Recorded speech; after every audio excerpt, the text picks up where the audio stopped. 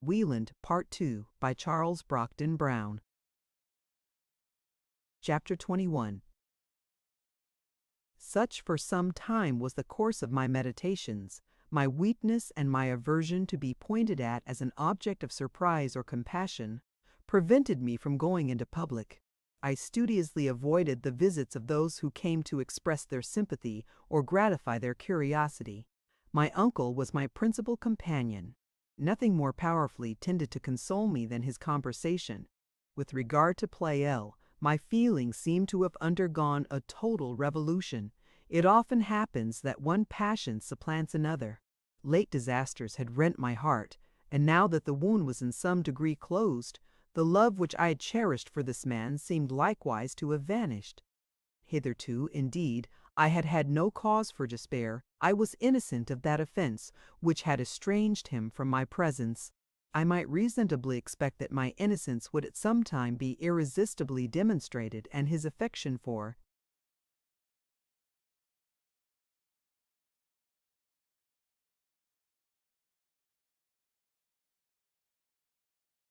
me be revived with his esteem.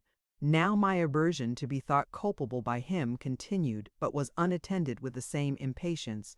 I desired the removal of his suspicions, not for the sake of regaining his love, but because I delighted in the veneration of so excellent a man, and because he himself would derive pleasure from conviction of my integrity.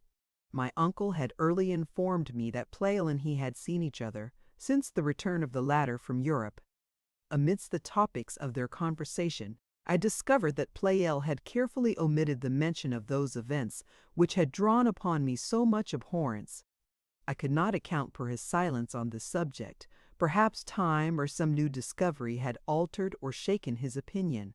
Perhaps he was unwilling, though I were guilty, to injure me in the opinion of my venerable kinsman. I understood that he had frequently visited me during my disease, had watched many successive nights by my bedside, and manifested the utmost anxiety on my account.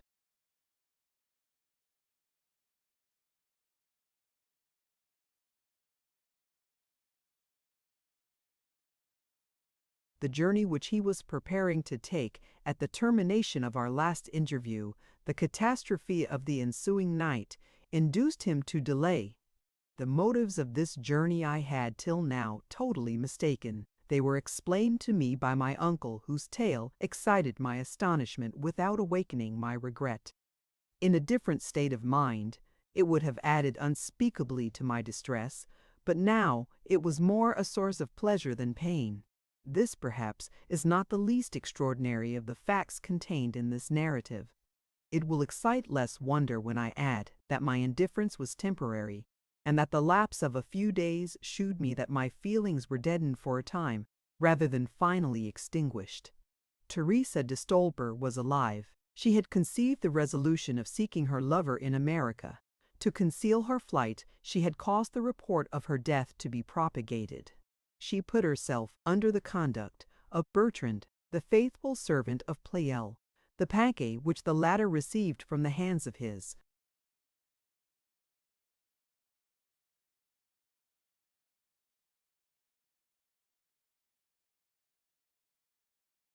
servant contained the tidings of her safe arrival at Boston, and to meet her there was the purpose of his journey.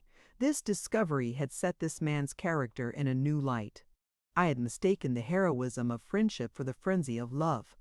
He who had gained my affections may be supposed to have previously entitled himself to my reverence, but the levity which had formerly characterized the behavior of this man tended to obscure the greatness of his sentiments.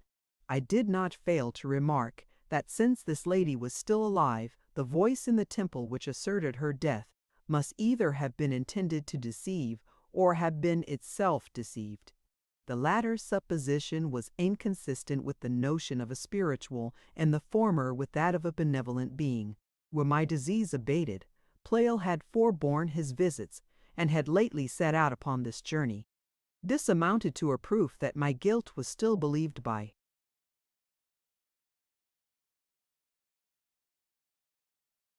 him.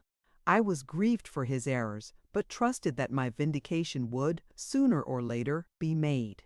Meanwhile, tumultuous thoughts were again set afloat by a proposal made to me by my uncle. He imagined that new airs would restore my languishing constitution, and a varied succession of objects tend to repair the shock which my mind had received. For this end, he proposed to me to take up my abode with him in France or Italy. At a more prosperous period this scheme would have pleased for its own sake. Now my heart sickened at the prospect of nature. The world of man was shrouded in misery and blood, and constituted a loathsome spectacle. I willingly closed my eyes in sleep, and regretted that the respite it afforded me was so short. I marked with satisfaction the progress of decay in my frame, and consented to live, merely in the hope that the course of nature would speedily relieve me from.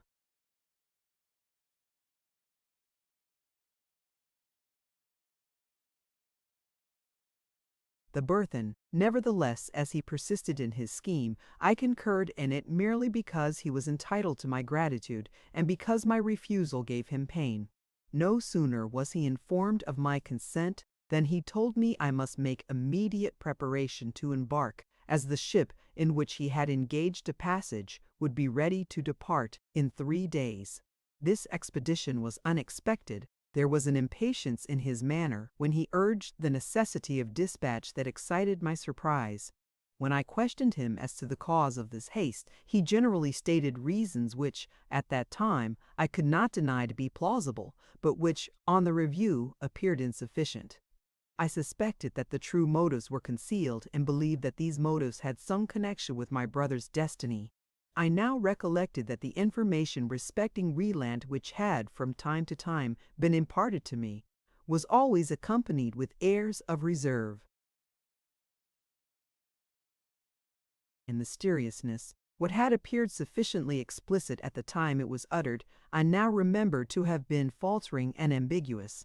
I was resolved to remove my doubts by visiting the unfortunate man in his dungeon. Heretofore the idea of this visit had occurred to me, but the horrors of his dwelling place, his wild yet placid physiognomy, his neglected locks, the fetters which constrained his limbs, terrible as they were in description, how could I endure to behold? Now, however, that I was preparing to take an everlasting farewell of my country, now that an ocean was henceforth to separate me from him, how could I part without an interview? I would examine his situation with my own eyes. I would know whether the representations which had been made to me were true. Perhaps the sight of the sister whom he was wont to love with a passion more than fraternal might have an auspicious influence on his malady. Having formed this resolution, I waited to communicate it to Mr. Cambridge. I was aware that, without his concurrence, I could not hope to carry it into execution, and could discover no objection to which it was liable. If I had not been deceived as to his condition, no inconvenience could arise from this proceeding. His consent, therefore, would be the test of his sincerity. I seized this opportunity to state my wishes on this head. My suspicions were confirmed by the manner in which my request affected him. After some pause, in which his countenance betrayed every mark of perplexity, he said to me, "Why would you pay this visit? What useful purpose can it serve?" "We are preparing," said I, "to leave the country forever. What kind of being should I be to leave behind me a brother in calamity without even a parting interview? Indulge me for 3 minutes in the sight of him. My heart will be much easier after I have looked at him and shed a few tears in his presence." I believe otherwise. The sight of him would only augment your distress, without contributing in any degree to his benefit. "I know not that," returned I. "Surely the sympathy of his sister, proofs that her tenderness is as lively as ever, must be a source of satisfaction to him. At present he must regard all mankind as his enemies and calumniators. His sister he, probably, conceives to partake in the general infatuation, and to join in the cry of abhorrence that is raised against him. To be undeceived in this respect, to be assured that, however I may impute his conduct to delusion, I still retain all my former affection for his person and veneration for the purity of his motives, cannot but afford him pleasure. When he hears that I have left the country without even the ceremonious attention of a visit, what will he think of me? His magnanimity may hinder him from repining, but he will surely consider my behavior as savage and unfeeling. Indeed, dear sir, I must pay this visit. To embark with you without paying it will be impossible. It may be of no service to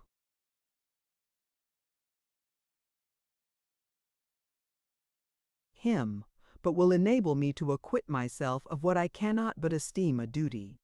Besides, continued I, if it be a mere fit of insanity that has seized him, may not my presence chance to have a salutary influence? The mere sight of me, it is not impossible, may rectify his perceptions. Aye, said my uncle with some eagerness, it is by no means impossible that your interview may have that effect, and for that reason, beyond all others, would I dissuade you from it. I expressed my surprise at this declaration. Is it not to be desired that an error so fatal as this should be rectified? I wonder at your question. Reflect on the consequences of this error. Has he not destroyed the wife whom he loved, the children whom he idolized? What is it that enables him to bear the remembrance, but the belief that he acted as his duty enjoined? Would you rashly bereave him of this belief? Would you restore him to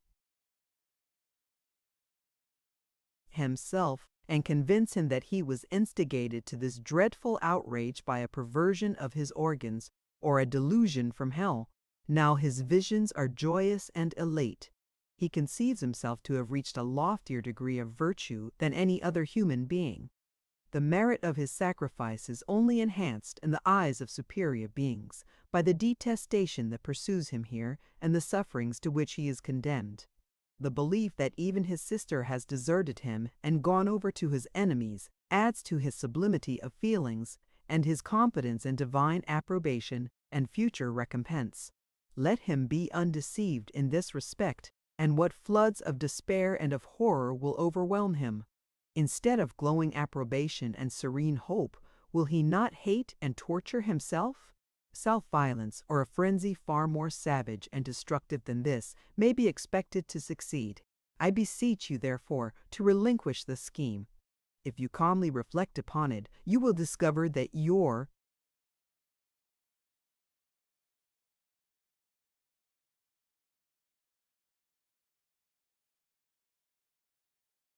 duty lies in carefully shunning him.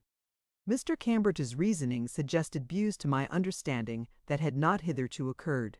I could not but admit their validity, but they shewed, in a new light, the depth of that misfortune in which my brother was plunged.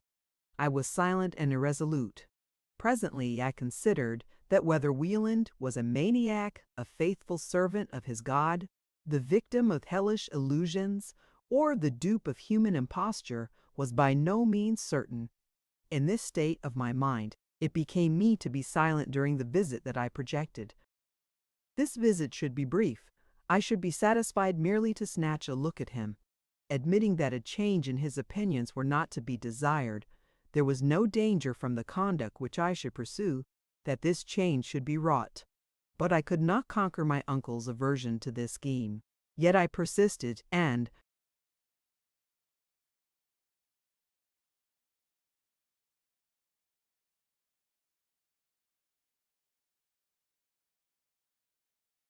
he found that to make me voluntarily relinquish it, it was necessary to be more explicit than he had hitherto been.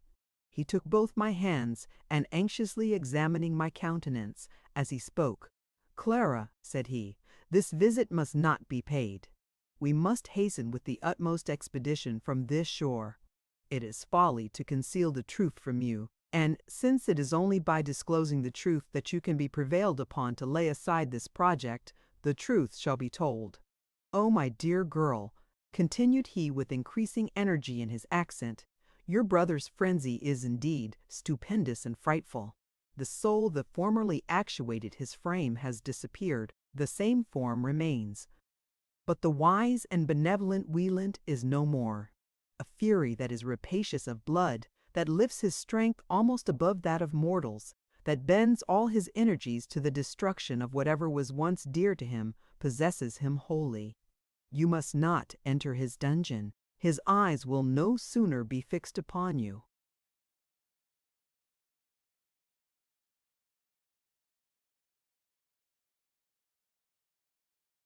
than an exertion of his force will be made. He will shake off his fetters in a moment and rush upon you. No interposition will then be strong or quick enough to save you. The phantom that has urged him to the murder of Catherine and her children is not yet appeased. Your life and that of Pleyel are exacted from him by this imaginary being. He is eager to comply with this demand. Twice he has escaped from his prison. The first time, he no sooner found himself at liberty than he hasted to Pleyel's house. It being midnight, the latter was in bed. Wieland penetrated unobserved to his chamber and opened his curtain. Happily, Pleyel awoke at the critical moment and escaped the fury of his kinsman by leaping from his chamber window into the court. Happily, he reached the ground without injury. Alarms were given, and after diligent search, your brother was found in a chamber of your house, whither no doubt he had sought you. His chains and the watchfulness of his guards were redoubled, but again, by some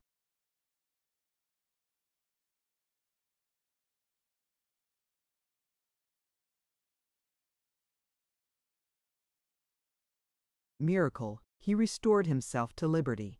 He was now incautiously apprised of the place of your abode, and had not information of his escape been instantly given, your death would have been added to the number of his atrocious acts. You now see the danger of your project. You must not only forbear to visit him, but if you would save him from the crime of embruing his hands in your blood, you must leave the country.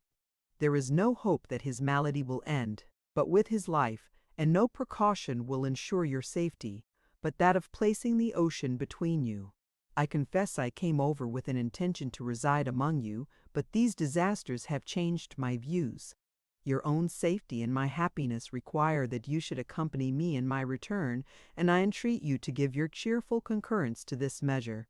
After these representations from my uncle, it was impossible to retain my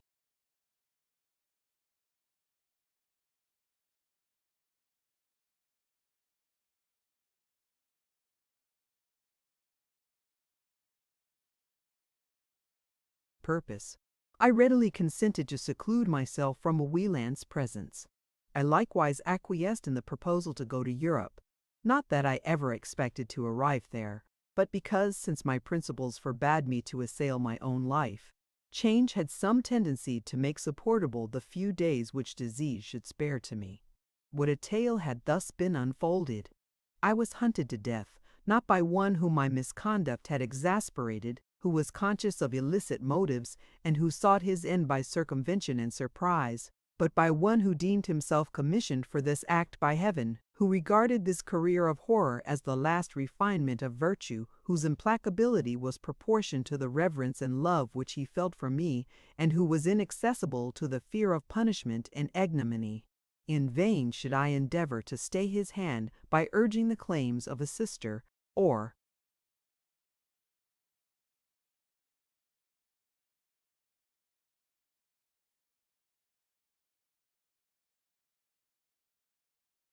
friend. These were his only reasons for pursuing my destruction. Had I been a stranger to his blood, had I been the most worthless of humankind, my safety had not been endangered.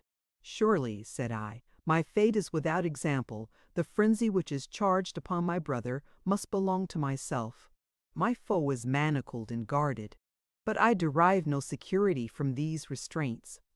I live not in a community of savages, yet whether I sit or walk, go into crowds, or hide myself in solitude, my life is marked for a prey to inhuman violence. I am in perpetual danger of perishing under the grasp of a brother.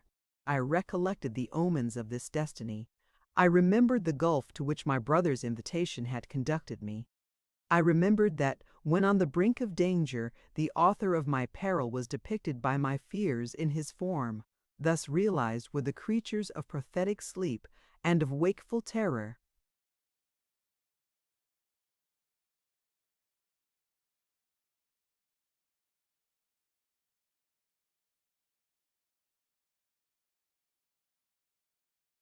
These images were unavoidably connected with that of Carwin.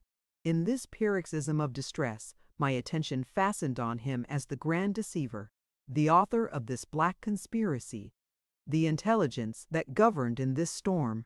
Some relief is afforded in the midst of suffering when its author is discovered or imagined, and an object found on which we may pour out our indignation and our vengeance.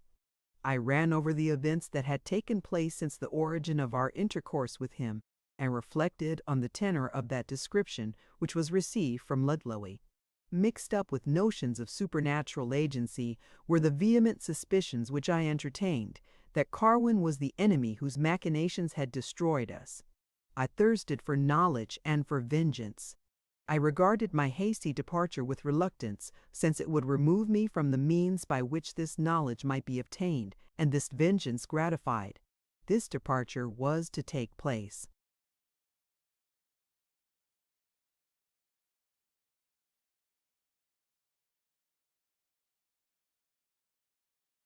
In 2 days. At the end of 2 days, I was to bid an eternal adieu to my native country.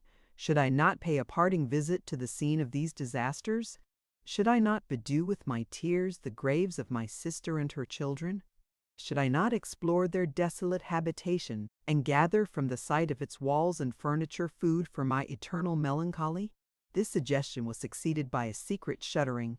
Some disastrous influence appeared to overhang the scene. How many memorials should I meet with serving to recall the images of those I had lost? I was tempted to relinquish my design, when it occurred to me that I had left among my papers a journal of transactions in shorthand.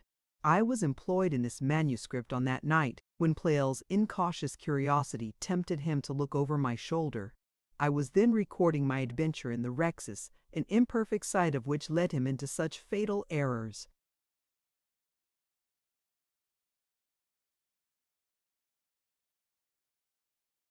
I had regulated the disposition of all my property.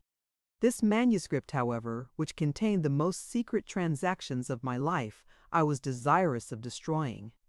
For this end I must return to my house, and this I immediately determined to do. I was not willing to expose myself to opposition from my friends by mentioning my design. I therefore bespoke the use of Mr. Hallett's chaise, under pretence of enjoying an airing, as the day was remarkably bright. This request was gladly complied with, and I directed the servant to conduct me to Menningen. I dismissed him at the gate, intending to use, in returning, a carriage belonging to my brother.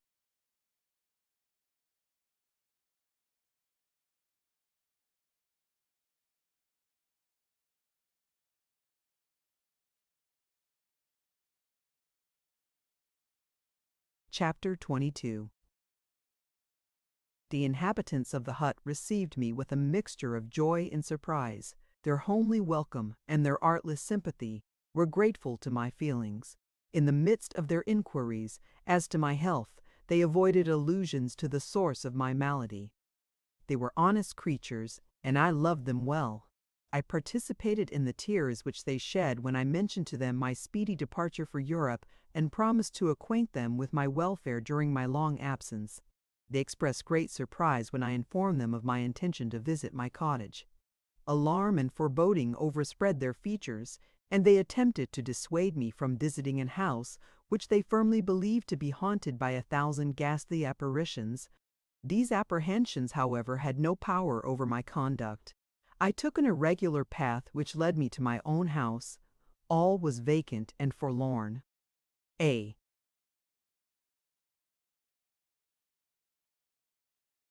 small enclosure, near which the path led, was the burying ground belonging to the family. This I was obliged to pass. Once I had intended to enter it and ponder on the emblems and inscriptions which my uncle had caused to be made on the tombs of Catherine and her children, but now my heart faltered as I approached, and I hastened forward, that distance might conceal it from my view. When I approached the recess, my heart again sunk. I averted my eyes and left it behind me as quickly as possible. Silence reigned through my habitation, and a darkness which closed doors and shutters produced. Every object was connected with mine or my brother's history. I passed the entry, mounted the stair, and unlocked the door of my chamber. It was with difficulty that I curbed my fancy and smothered my fears. Slight movements and casual sounds were transformed into beckoning shadows and calling shapes.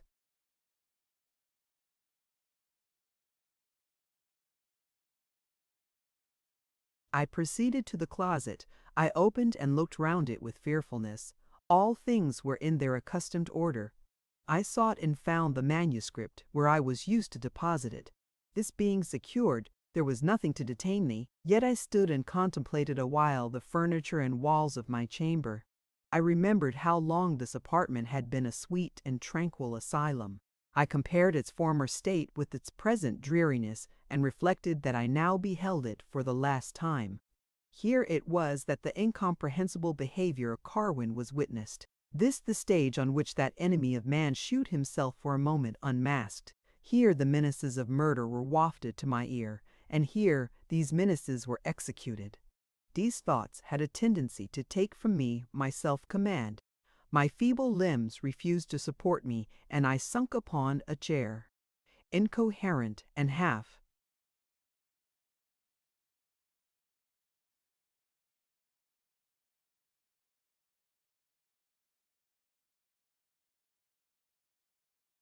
articulate exclamations escaped my lips.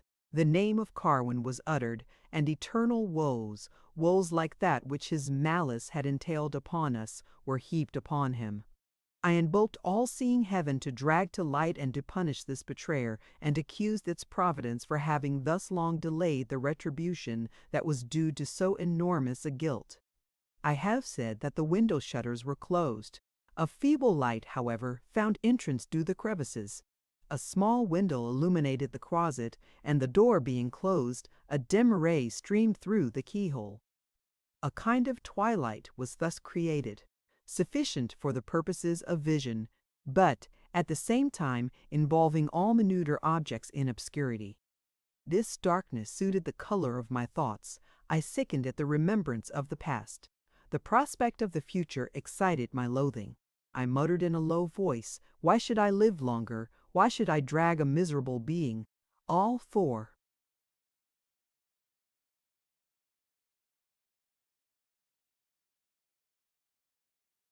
whom I ought to live have perished. Am I not myself hunted to death?" At that moment, my despair suddenly became vigorous. My nerves were no longer unstrung. My powers, that had long been deadened, were revived. My bosom swelled with a sudden energy, and the conviction darted through my mind that to end my torments was, at once, practicable and wise. I knew how to find way to the recesses of life. I could use a lancet with some skill, and could distinguish between vein and artery. By piercing deep into the latter, I should shun the evils which the future had in store for me, and take refuge from my woes in quiet death. I started on my feet, for my feebleness was gone, and hasted to the closet. A lancet and other small instruments were preserved in a case which I had deposited here. Inattentive as I was to foreign considerations, my ears were still open to any sound of mysterious import that should occur. I thought I heard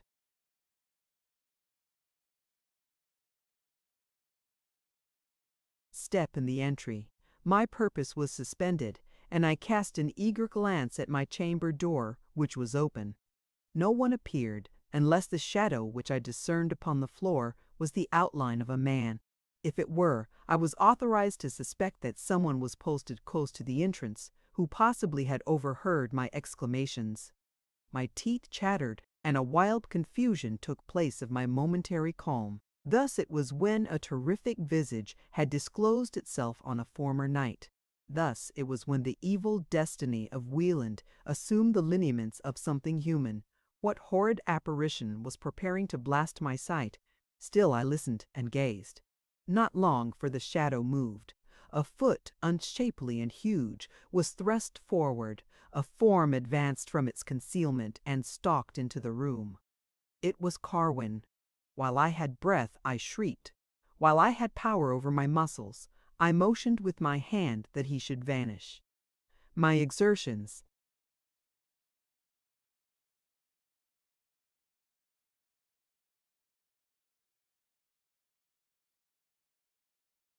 could not last long. I sunk into a fit. Oh, that this grateful oblivion had lasted forever! Too quickly I recovered my senses. The power of distinct vision was no sooner restored to me than this hateful form again presented itself, and I once more relapsed. A second time, untoward nature recalled me from the sleep of death. I found myself stretched upon the bed. When I had power to look up, I remembered only that I had cause to fear. My distempered fancy fashioned to itself no distinguishable image. I threw a languid glance round me. Once more my eyes lighted upon Carwin. He was seated on the floor. His back rested against the wall. His knees were drawn up, and his face was buried in his hands. That his station was at some distance, that his attitude was not menacing, that his ominous visage was concealed, may account for my now escaping a shock, violent as those which were.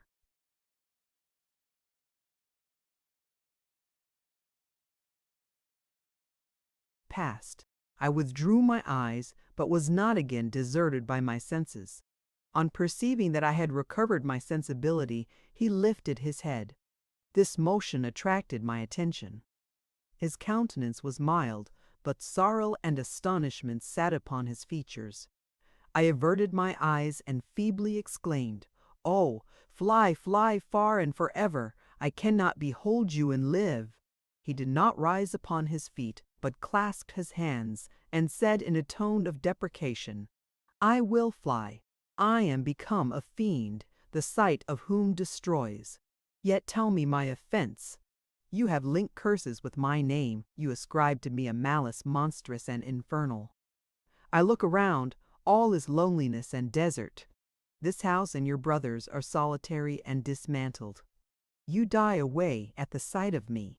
My fear whispers that some deed of horror has been perpetrated, that I am the undesigning cause. What language was this? Had he not avowed himself a ravisher? Had not this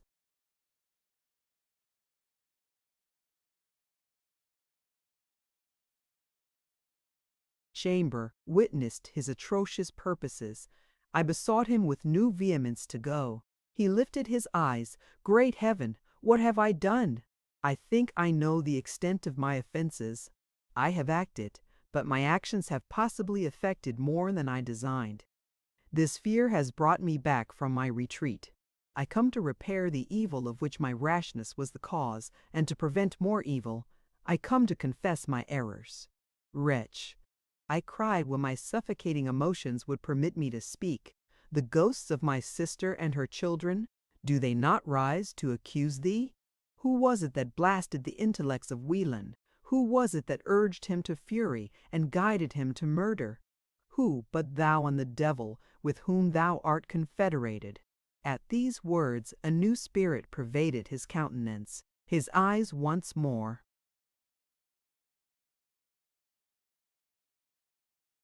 appealed to heaven. If I have memory, if I have being, I am innocent. I intended no ill, but my folly, indirectly and remotely, may have caused it. But what words are these? Your brother lunatic, his children dead. What should I infer from this deportment? Was the ignorance which these words implied real or pretended? Yet how can I imagine a mere human agency in these events? But if the influence was preternatural or maniacal in my brother's case, they must be equally so in my own. Then I remembered that the voice exerted was to save me from Carwin's attempts. These ideas tended to abate my abhorrence of this man and to detect the absurdity of my accusations.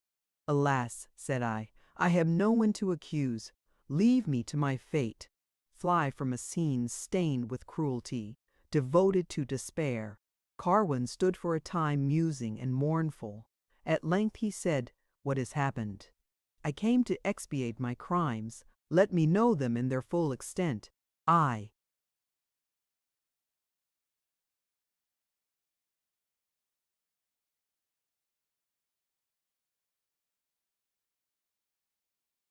have horrible forebodings. What has happened?" I was silent, but recollecting the intimation given by this man when he was detected in my closet, which implied some knowledge of that power which interfered in my favor, I eagerly inquired, What was that voice which called upon me to hold when I attempted to open the closet? What face was that which I saw at the bottom of the stairs? Answer me truly. I came to confess the truth. Your illusions are horrible and strange. Perhaps I have but faint conceptions of the evils which my infatuation has produced. But what remains I will perform. It was my voice that you heard. It was my face that you saw. For a moment I doubted whether my remembrance of events were not confused. How could he be at once stationed at my shoulder and shut up in my closet? How could he stand near me and yet be invisible? But if Carwin's were?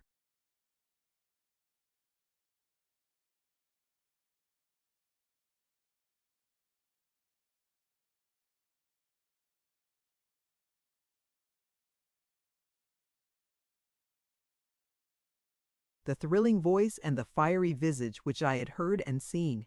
Then was he the prompter of my brother and the author of these dismal outrages. Once more I averted my eyes and struggled for speech. Begone, thou man of mischief, remorseless and implacable miscreant, begone. I will obey, said he in a disconsolate voice.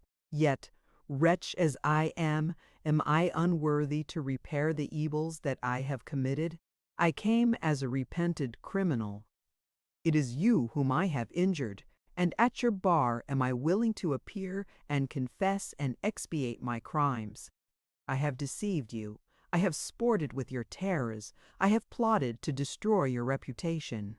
I come now to remove your errors, to set you beyond the reach of similar fears, to rebuild your fame as far as I am able.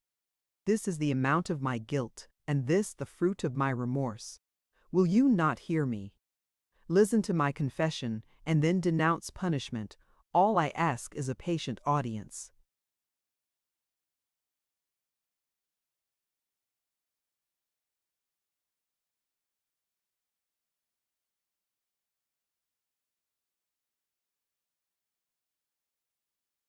What? I replied. Was not thine the voice that commanded my brother to imbrue his hands in the blood of his children to strangle that angel of sweetness, his wife? Has he not vowed my death, and the death of Pleyel at thy bidding? Hast thou not made him the butcher of his family, changed him who was the glory of his species into worse than brute, robbed him of reason, and consigned the rest of his days to fetters and stripes? Carwin's eyes glared and his limbs were petrified at this intelligence. No words were requisite to prove him guiltless of these enormities. At the time, however, I was nearly insensible to these exculpatory tokens. He walked to the farther end of the room, and having recovered some degree of composure, he spoke. I am not this villain. I have slain no one. I have prompted none to slay. I have handled a tool of wonderful efficacy without malignant intentions, but without caution. Ample will be the punishment of my temerity if my conduct has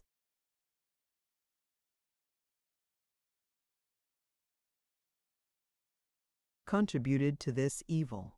He paused. I likewise was silent. I struggled to command myself so far as to listen to the tale which he should tell. Observing this, he continued, You are not apprised of the existence of a power which I possess. I know not by what name to call it. It enables me to mimic exactly the voice of another and to modify the sound so that it shall appear to come from what quarter and be uttered at what distance I please. I know not that everyone possesses this power. Perhaps though a casual position of my organs in my youth shewed me that I possessed it. It is an art which may be taught to all. Would to God I had died unknowing of the secret. It has produced nothing but degradation and calamity. For a time the possession of so potent and stupendous an endowment elated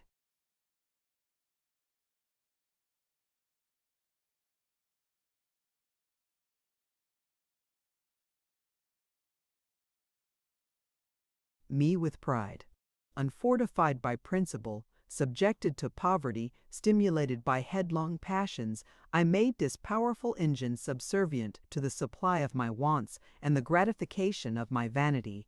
I shall not mention how diligently I cultivated this gift, which seemed capable of unlimited improvement, nor detail the various occasions on which it was successfully exerted to lead superstition, conquer avarice, or excite awe. I left America, which is my native soil, in my youth.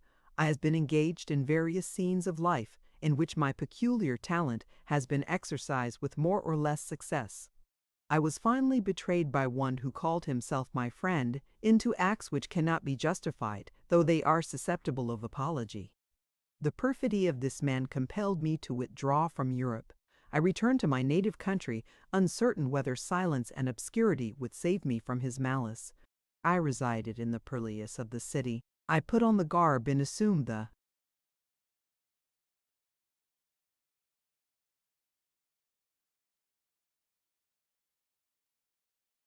manners of a clown. My chief recreation was walking. My principal haunts were the lawns and gardens of Mettingen. In this delightful region, the luxuriances of nature had been chastened by judicious art, and each successive contemplation unfolded new enchantments.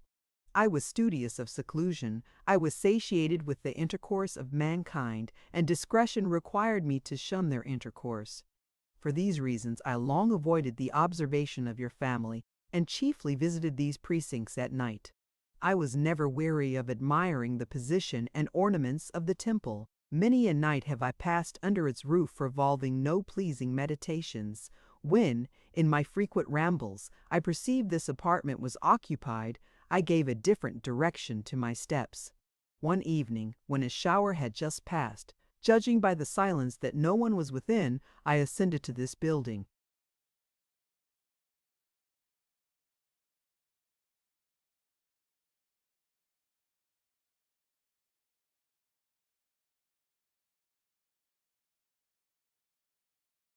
Glancing carelessly round, I perceived an open letter on the pedestal. To read it was doubtless an offense against politeness. Of this offense, however, I was guilty. Scarcely had I gone half through when I was alarmed by the approach of your brother. To scramble down the cliff on the opposite side was impracticable. I was unprepared to meet a stranger. Besides the awkwardness attending such an interview in these circumstances, concealment was necessary to my safety. 1,000 times had I vowed never again to employ the dangerous talent which I possessed, but such was the force of habit and the influence of present convenience that I used this method of arresting his progress and leading him back to the house, with his errand, whatever it was, unperformed. I had often caught parts, from my station below, of your conversation in this place, and was well acquainted with the voice of your sister.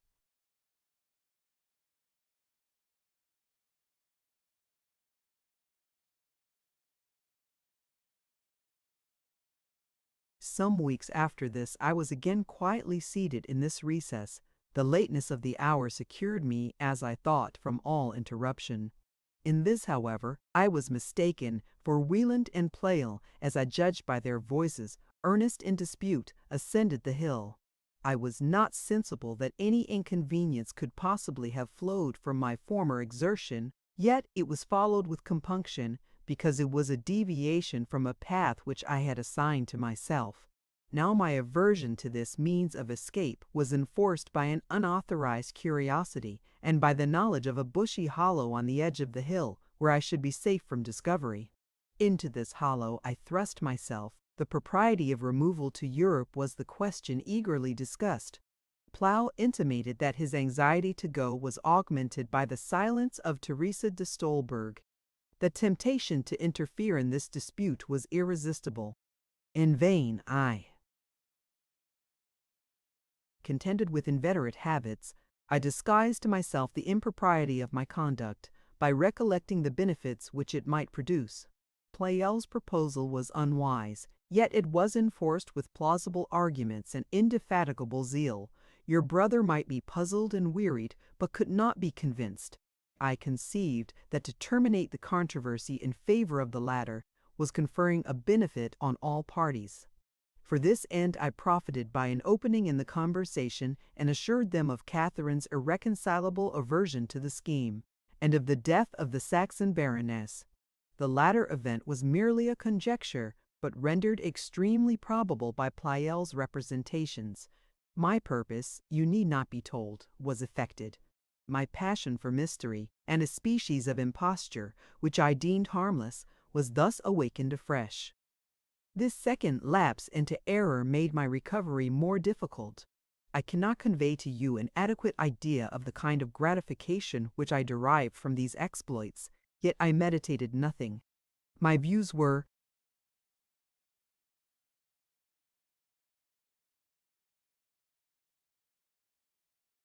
bounded to the passing moment and commonly suggested by the momentary exigence. I must not conceal anything. Your principles teach you to abhor a voluptuous temper, but with whatever reluctance I acknowledge this temper to be mine. You imagine your servant Judas to be innocent as well as beautiful, but you took her from a family where hypocrisy as well as licentiousness was wrought into a system. My attention was captivated by her charms, and her principles were easily seen to be flexible. Deem me not capable of the iniquity of seduction. Your servant is not destitute of feminine and virtuous qualities, but she was taught that the best use of her charms consists in the sale of them. My nocturnal visits to Mettingen were now prompted by a double view, and my correspondence with your servant gave me, at all times, access to your house.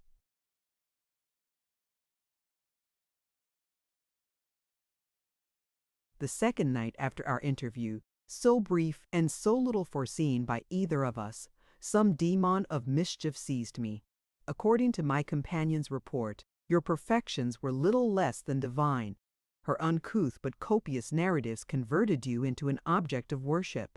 She chiefly dwelt upon your courage, because she herself was deficient in that quality. You held apparitions and goblins in contempt. You took no precautions against robbers. You were just as tranquil and secure in this lonely dwelling as if you were in the midst of a crowd. Hence a vague project occurred to me, to put this courage to the test. A woman capable of recollection in danger, of warding off groundless panics, of discerning the true mode of proceeding, and profiting by her best resources, is a prodigy. I was desirous of ascertaining whether you were such an one. My expedient was obvious and simple. I was to counterfeit a murderous dialogue, but this was to be so conducted that another, and not yourself, should appear to be the object. I was not aware of the possibility that you should.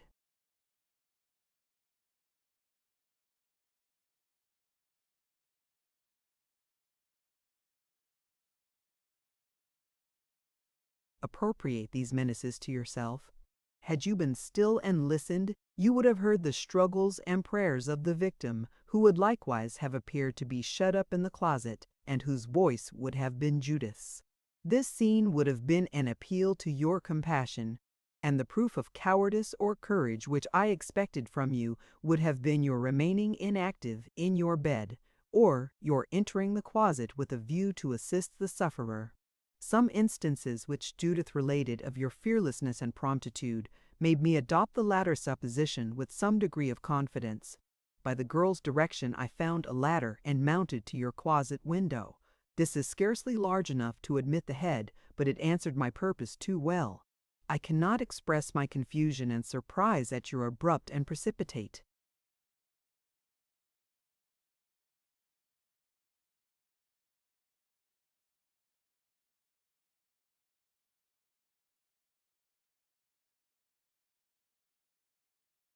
Flight. I hastily removed the ladder, and, after some pause, curiosity and doubts of your safety induced me to follow you. I found you stretched on the turf before your brother's door, without sense or motion. I felt the deepest regret at this unlooked-for consequence of my scheme. I knew not what to do to procure you relief. The idea of awakening the family naturally presented itself. This emergency was critical, and there was no time to deliberate. It was a sudden thought that occurred. I put my lips to the keyhole and sounded an alarm which effectually roused the sleepers. My organs were naturally forcible and had been improved by long and assiduous exercise. Long and bitterly did I repent of my scheme. I was somewhat consoled by reflecting that my purpose had not been evil, and renewed my fruitless vows never to attempt such dangerous experiments. For some time I adhered with laudable forbearance to this resolution. My life has been a life of hardship and exposure. In the summer, I prefer to make my bed of the smooth turf, or, at most, the shelter of a summer house suffices. In all my rambles, I never found a spot in which so many picturesque beauties and rural delights were assembled as at Mettingen. No corner of your little domain unites fragrance and secrecy in so perfect a degree as the recess and the bank. The odor of its leaves, the coolness of its shade, and the music of its waterfall had early attracted my attention. Here my sadness was converted into peaceful melancholy, here my slumbers were sound, and my pleasures enhanced. As most free from interruption, I chose this as the scene of my midnight interviews with Judith. One evening, as the sun declined, I was seated here, when I was alarmed by your approach. It was with difficulty that I effected my escape unnoticed by you. At the customary hour, I returned to your habitation, and was made acquainted by Judith with your unusual absence. I half suspected the true cause, and felt uneasiness at the danger there was that I should be deprived of my retreat, or at least interrupted in the possession of it. The girl likewise informed me that among your other singularities, it was not uncommon for you to leave your bed and walk forth for the sake of night airs and starlight contemplations. I desired to prevent this inconvenience. I found you easily swayed by fear. I was influenced, in my choice of means, by the facility and certainty of that to which I had been accustomed. All that I foresaw was that in future this spot would be cautiously shunned by you. I entered the recess with the utmost caution, and discovered by your breathings in what condition you were. The unexpected interpretation which you placed upon my former proceeding suggested my conduct on the present.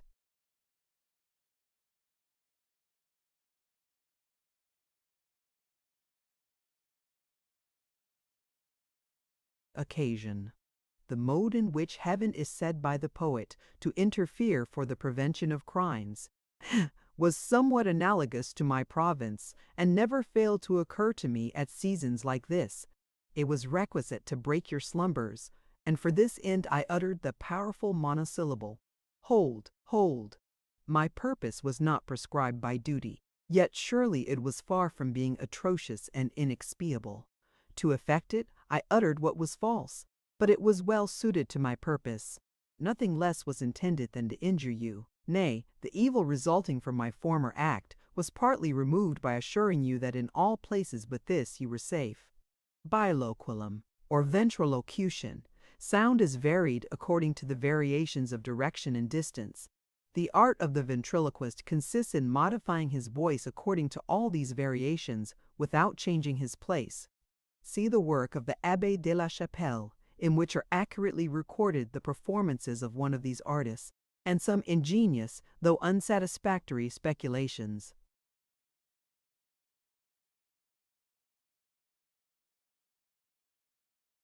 are given on the means by which the effects are produced. This power is, perhaps, given by nature, but is doubtless improbable, if not acquirable, by art.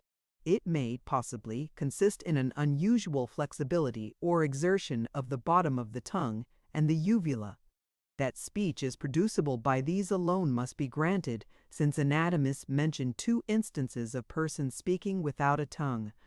In one case, the organ was originally wanting, but its place was supplied by a small tubercle, and the uvula was perfect.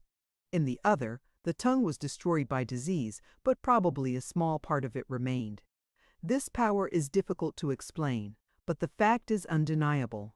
Experience shews that the human voice can imitate the voice of all men and of all inferior animals. The sound of musical instruments, and even noises from the contact of inanimate substances, have been accurately imitated. The mimicry of animals is notorious, and Dr. Burney Musical Travels mentions one who imitated a flute and violin so as to deceive even his ears. Ask peeps through the blanket of the dark and cries, "Hold, hold!" Shakespeare. Chapter 23. My morals will appear to you far from rigid, yet my conduct will fall short of your suspicions. I am now to confess actions less excusable, and yet surely they will not entitle me to the name of a desperate or sordid criminal. Your house was rendered, by your frequent and long absences, easily accessible to my curiosity. My meeting with Pleyel was the prelude to direct intercourse with you. I had seen much of the world, but your character exhibited a specimen of human powers that was wholly new to me. My intercourse with your servant furnished me with curious details of your domestic management. I was of a different sex, I was not your husband, I was not even your friend, yet my knowledge of you was of that kind which conjugal intimacies can give, and in some respects more accurate. The observation of your domestic was guided by me. You will not be surprised that I should sometimes profit by your absence and adventure to examine with my own eyes the interior of your chamber. Upright and sincere, you used no watchfulness and practiced no precautions. I scrutinized everything and pried everywhere. Your closet was usually locked, but it was once my fortune to find the key on a bureau. I opened and found new scope for my curiosity in your books. One of these was manuscript and written in characters which essentially agreed with a shorthand system which I had learned from a Jesuit missionary. I cannot justify my conduct, yet my only crime was curiosity. I perused this volume with eagerness. The intellect which it unveiled was brighter than my limited and feeble organs could bear. I was naturally inquisitive as to your ideas respecting my deportment and the mysteries that had lately occurred. You know what you have written. You know that in this volume the key to your inmost soul was contained. If I had been a profound and malignant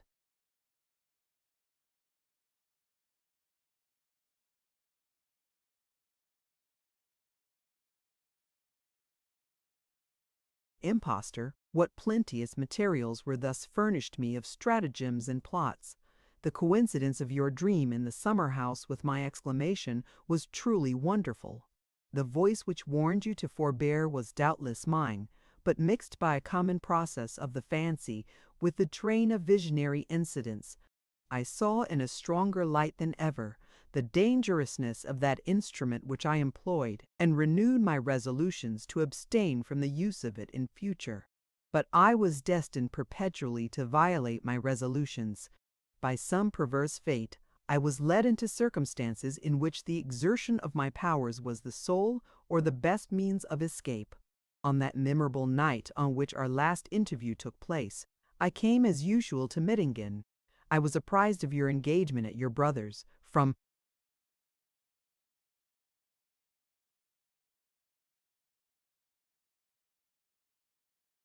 which you did not expect to return till late. Some incident suggested the design of visiting your chamber. Among your books which I had not examined might be something tending to illustrate your character, or the history of your family. Some intimation had been dropped by you in discourse respecting a performance of your father, in which some important transaction in his life was recorded. I was desirous of seeing this book, and such was my habitual attachment to mystery that I preferred the clandestine perusal of it. Such were the motives that induced me to make this attempt. Judith had disappeared, and finding the house unoccupied, I supplied myself with a light and proceeded to your chamber. I found it easy on experiment to lock and unlock your closet door without the aid of a key. I shut myself in this recess and was busily exploring your shelves when I heard someone enter the room below. I was at a loss who it could be.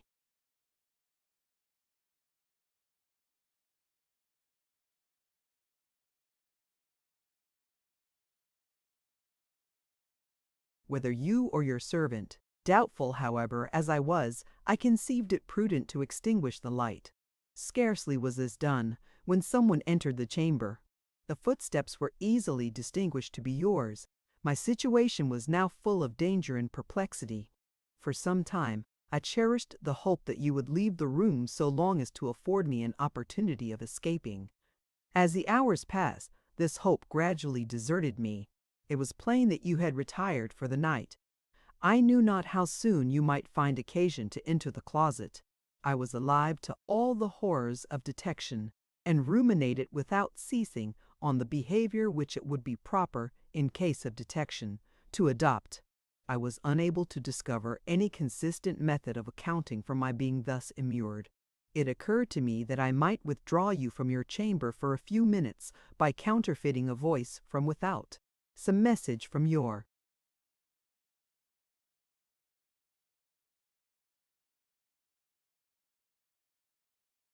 brother might be delivered requiring your presence at his house. I was deterred from this scheme by reflecting on the resolution I had formed, and on the possible evils that might result from it. Besides, it was not improbable that you would speedily retire to bed, and then, by the exercise of sufficient caution, I might hope to escape unobserved. Meanwhile, I listened with the deepest anxiety to every motion from without. I discovered nothing which betokened preparation for sleep. Instead of this, I heard deep-drawn sighs, and occasionally an half-expressed and mournful ejaculation. Hence I inferred that you were unhappy. The true state of your mind with regard to Pleyel your own pen had disclosed. But I supposed you to be framed of such materials that, though a momentary sadness might affect you, you were impregnable to any permanent and heartfelt grief. Inquietude for my own safety was, for a moment, suspended by sympathy with your distress. To the former consideration I was quickly recalled by a motion of yours which indicated I knew not what. I fostered the persuasion that you would now retire to bed, but presently you approached the closet, and detection seemed to be inevitable. You put your hand upon the lock. I had formed no plan to extricate myself from the dilemma in which the opening of the door would involve me. I felt an irreconcilable aversion to detection. Thus situated, I involuntarily seized the door with a resolution to resist your efforts to open it. Suddenly you receded from the door. This deportment was inexplicable, but the relief it afforded me was quickly gone.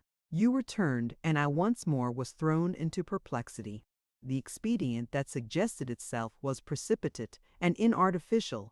I exerted my organs and called upon you to hold. That you should persist in spite of this admonition was a subject of astonishment. I again resisted your efforts, for the first expedient having failed, I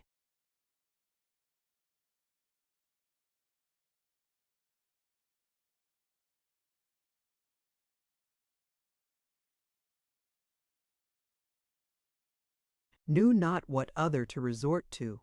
In this state, how was my astonishment increased when I heard your exclamations! It was now plain that you knew me to be within. Further resistance was unavailing and useless. The door opened, and I shrunk backward. Seldom have I felt deeper mortification and more painful perplexity. I did not consider that the truth would be less injurious than any lie which I could hastily frame. Conscious as I was of a certain degree of guilt, I conceived that you would form the most odious suspicions. The truth would be imperfect unless I were likewise to explain the mysterious admonition which had been given, but that explanation was of too great moment and involved too extensive consequences to make me suddenly resolve to give it. I was aware that this discovery would associate itself in your mind with the dialogue formerly heard in this closet. Thence would your suspicions be aggravated, and to escape from these suspicions would be impossible, but the mere truth would be sufficiently opprobrious and deprive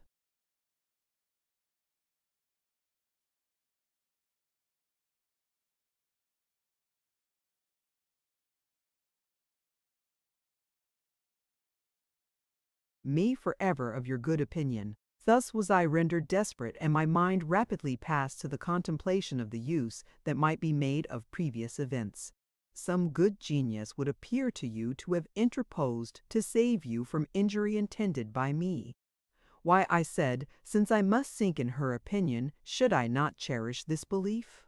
Why not personate an enemy and pretend that celestial interference has frustrated my schemes? I must fly, but let me leave wonder and fear behind me. Elucidation of the mystery will always be practicable. I shall do no injury, but merely talk of evil that was designed but is now past. Thus I extenuated my conduct to myself, but I scarcely expect that this will be to you a sufficient explication of the scene that followed. Those habits which I have imbibed, the rooted passion which possesses me for scattering around me, amazement and fear, you enjoy no opportunities of knowing, that a man should.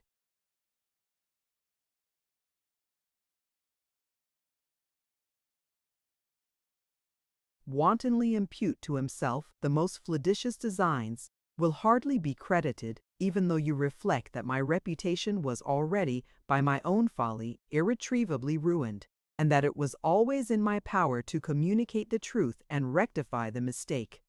I left you to ponder on this scene. My mind was full of rapid and incongruous ideas. Compunction, self-upbraiding, hopelessness, satisfaction at the view of those effects likely to flow from my new scheme, misgivings as to the beneficial result of this scheme, took possession of my mind and seemed to struggle for the mastery. I had gone too far to recede. I had painted myself to you as an assassin and ravisher, withheld from guilt only by a voice from heaven. I had thus reverted into the path of error, and now, having gone thus far, my progress seemed to be irrevocable. I said to myself, I must leave these precincts forever. My acts have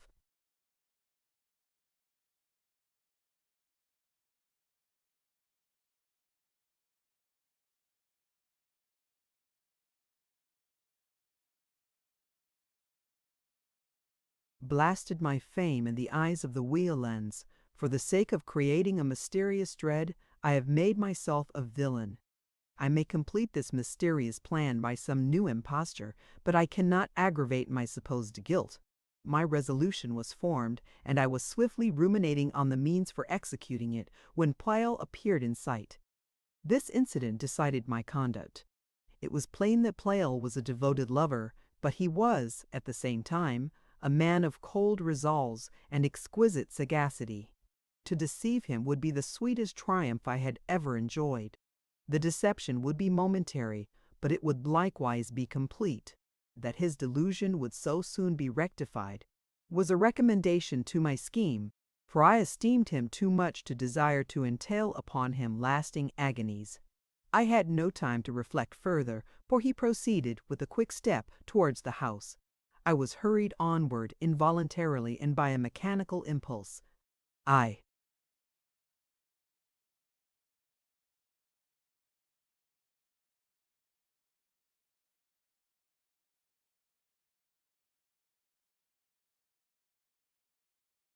followed him as he passed the recess in the bank, and shrouding myself in that spot, I counterfeited sounds which I knew would arrest his steps.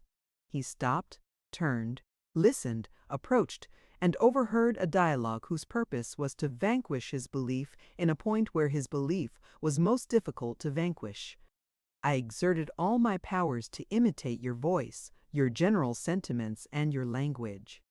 Being master, by means of your journal, of your personal history and most secret thoughts, my efforts were the more successful. When I reviewed the tenor of this dialogue, I cannot believe but that Pleyel was deluded. When I think of your character, and of the inferences which this dialogue was intended to suggest, it seems incredible that this delusion should be produced. I spared not myself. I called myself murderer, thief, guilty of innumerable perjuries and misdeeds, that you had debased yourself to the level of such an one. No evidence, methought, would suffice to convince him who knew you so thoroughly as Pleyel, and yet the imposture amounted to proof, which the most jealous scrutiny would find to be unexceptionable. He left his station precipitately and resumed his way to the house. I saw that the detection of his error would be instantaneous, since, not having gone to bed, an immediate interview would take place between you. At first this circumstance was considered with regret, but as time opened my eyes to the possible consequences of this scene, I regarded it with pleasure. In a short time the infatuation which had led me thus far began to subside. The remembrance of former reasonings and transactions was renewed. How often I had repented this kind of exertion! How many evils were produced by it which I had not foreseen! What occasions for the bitterest remorse it had administered now passed through my mind. The black catalogue of stratagems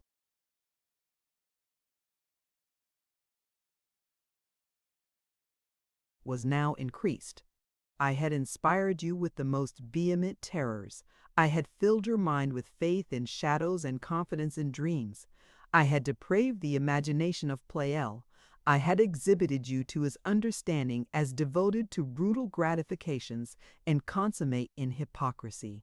The evidence which accompanied this delusion would be irresistible to one whose passion had perverted his judgment, whose jealousy with regard to me had already been excited, and who, therefore, would not fail to overrate the force of this evidence. What fatal act of despair or of vengeance might not this error produce?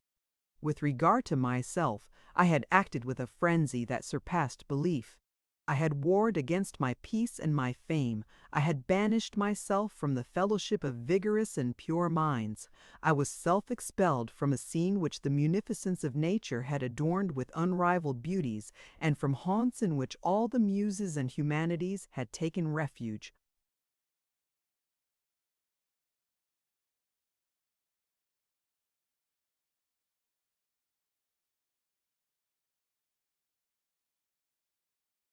I was thus torn by conflicting fears and tumultuous regrets. The night passed away in this state of confusion, and next morning in the Gazette left at my obscure lodging, I read a description and an offer of reward for the apprehension of my person. I was said to have escaped from an Irish prison, in which I was confined as an offender, convicted of enormous and complicated crimes. This was the work of an enemy who, by falsehood and stratagem, had procured my condemnation. I was indeed a prisoner, but escaped, by the exertion of my powers, the fate to which I was doomed, but which I did not deserve. I had hoped that the malice of my foe was exhausted, but I now perceived that my precautions had been wise, for that the intervention of an ocean was insufficient for my security. Let me not dwell on the sensations which this discovery produced. I need not tell by what steps I was induced to seek an interview with you for the purpose of disclosing the truth and repairing, as far as possible, the effects of my misconduct. It was unavoidable that this Gazette would fall into your hands, and that it would tend to confirm every erroneous impression. Having gained this interview, I purposed to seek some retreat in the wilderness, inaccessible to your enquiry and to the malice of my foe, where I might henceforth employ myself in composing a faithful narrative of my actions. I designed it as my vindication from the aspersions that had rested on my character, and as a lesson to mankind on the evils of credulity, on the one hand, and of imposture on the other. I wrote you a billet, which was left at the house of your friend, and which I knew would, by some means, speedily come to your hands. I entertained a faint hope that my invitation would be complied with. I knew not what use you would make of the opportunity which this proposal afforded you of procuring the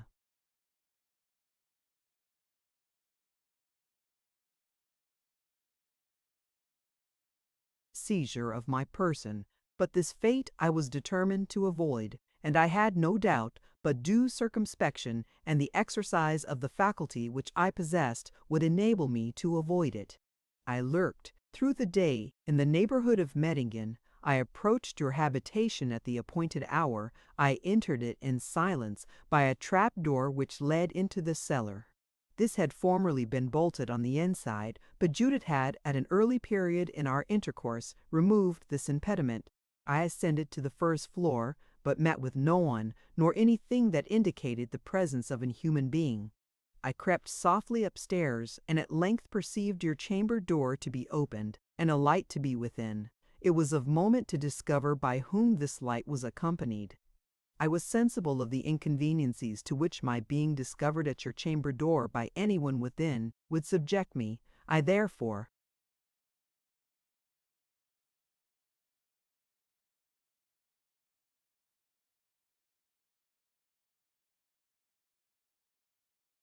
called out in my own voice, but so modified that it should appear to ascend from the court below. "Who is in the chamber? Is it Miss Wieland?" No answer was returned to this summons. I listened, but no motion could be heard.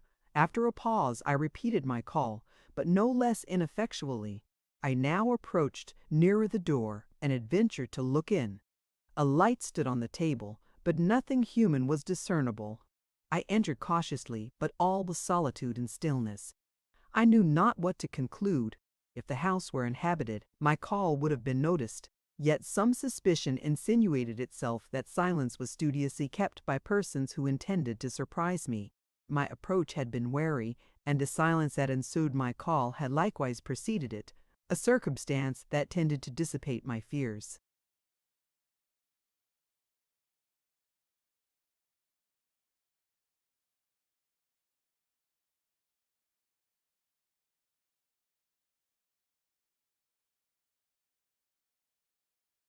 At length it occurred to me that Judith might possibly be in her own room. I turned my steps thither, but she was not to be found. I passed into other rooms, and was soon convinced that the house was totally deserted. I returned to your chamber, agitated by vain surmises and opposite conjectures. The appointed hour had passed, and I dismissed the hope of an interview. In this state of things, I determined to leave a few lines on your toilet and prosecute my journey to the mountains. Scarcely had I taken the pen when I laid it aside, uncertain in what manner to address you. I rose from the table and walked across the floor. A glance thrown upon the bed acquainted me with a spectacle to which my conceptions of horror had not yet reached. In the midst of shuddering and trepidation, the signal of your presence in the court below recalled me to myself. The deed was newly done. I only was in the house. What had lately happened justified any suspicions, however enormous. It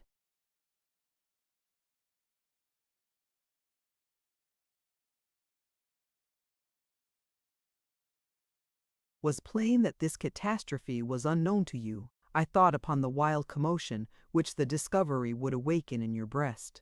I found the confusion of my own thoughts unconquerable, and perceived that the end for which I sought an interview was not now to be accomplished.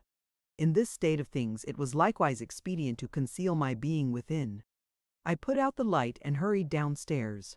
To my unspeakable surprise, notwithstanding every motive to fear, you lighted a candle and proceeded to your chamber. I retired to that room below from which a door leads into the cellar. This door concealed me from your view as you passed. I thought upon the spectacle which was about to present itself. In an exigence so abrupt and so little foreseen, I was again subjected to the empire of mechanical and habitual impulses.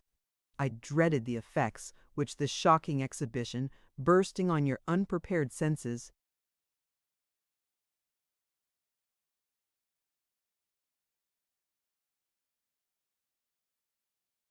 might produce. Thus actuated, I stepped swiftly to the door, and thrusting my head forward, once more pronounced the mysterious interdiction.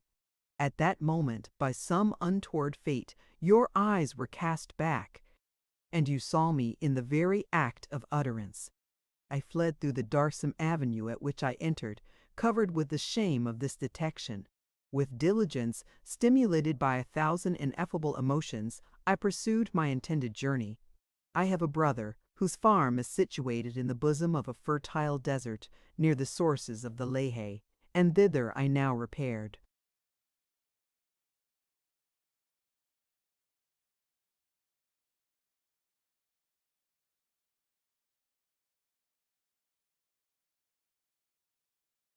Chapter 24.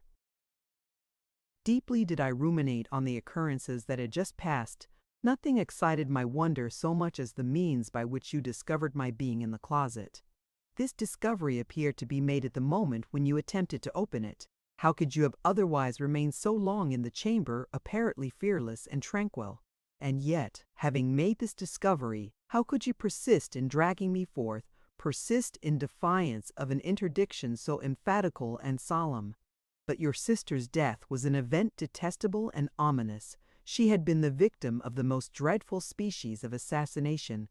How, in a state like yours, the murderous intention could be generated was wholly inconceivable. I did not relinquish my design of confessing to you the part which I had sustained in your family, but I was willing to defer it till the task which I had set myself was finished. That being done, I resumed the resolution, the motives too.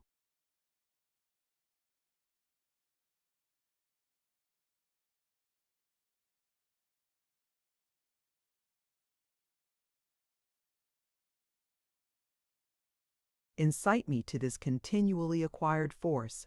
The more I revolved the events happening at Mettingen, the more insupportable and ominous my terrors became. My waking hours and my sleep were vexed by dismal presages and frightful intimations. Catherine was dead by violence. Surely my malignant stars had not made me the cause of her death. Yet had I not rashly set in motion a machine over whose progress I had no control, and which experience had shewn me was infinite in power. Every day might add to the catalogue of horrors of which this was the source, and a seasonable disclosure of the truth might prevent numberless ills. Frath with this conception, I have turned my steps hither. I find your brother's house desolate, the furniture removed, and the walls stained with damps. Your own is in the same situation. Your chamber is dismantled and dark, and you exhibit an image of incurable grief and of rapid decay. I have uttered the truth. This is the extent of my offenses. You tell me an horrid tale of Wieland being led to the destruction of his wife and children by some mysterious agent. You charge me with the guilt of this agency, but I repeat that the amount of my guilt has been truly stated. The perpetrator of Catherine's death was unknown to me till now. Nay, it is still unknown to me. At that moment, the closing of a door in the kitchen was distinctly heard by us. Carwin started and paused. There is someone coming. I must not be found here by my enemies, and need not, since my purpose is answered. I had drunk in, with the most vehement attention, every word that he had uttered. I had no breath to interrupt his tale by interrogations or comments. The power that he spoke of was hitherto unknown to me. Its existence was incredible. It was susceptible of no direct proof. He owns that his were the voice and face which I heard and saw. He attempts to give an human explanation of these phantasms, but it is enough that he owns himself to be the agent. His tale is a lie, and his nature devilish. As he deceived me, he likewise deceived my brother, and now do I behold the author of all our calamities. Such were my thoughts when his pause allowed me to think. I should have bade him begone if the silence had not been interrupted. But now I feared no more for myself, and the milkiness of my nature was curdled into hatred and rancor. Someone was near, and this enemy of God and man might possibly be brought to justice.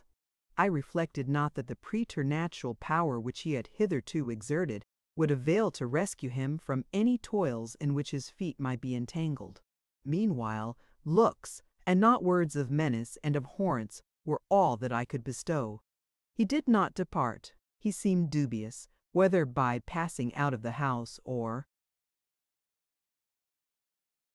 by remaining somewhat longer where he was, he should most endanger his safety. His confusion increased when steps of one barefoot were heard upon the stairs.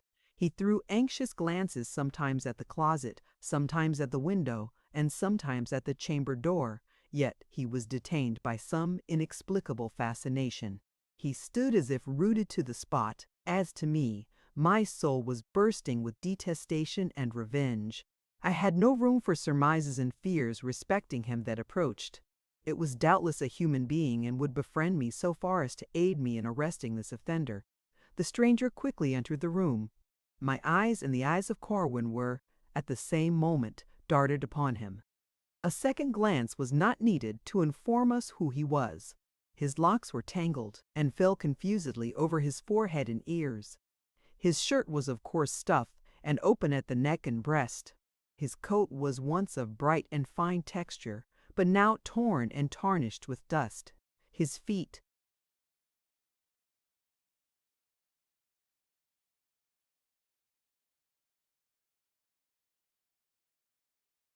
his legs, and his arms were bare. His features were the seat of a wild and tranquil solemnity, but his eyes bespoke quietude and curiosity. He advanced with firm step, and looking as in search of someone, he saw me and stopped.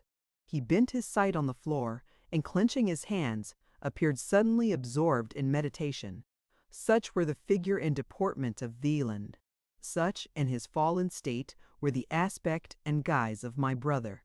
Carwin did not fail to recognize the visitant. Care for his own safety was apparently swallowed up in the amazement which this spectacle produced.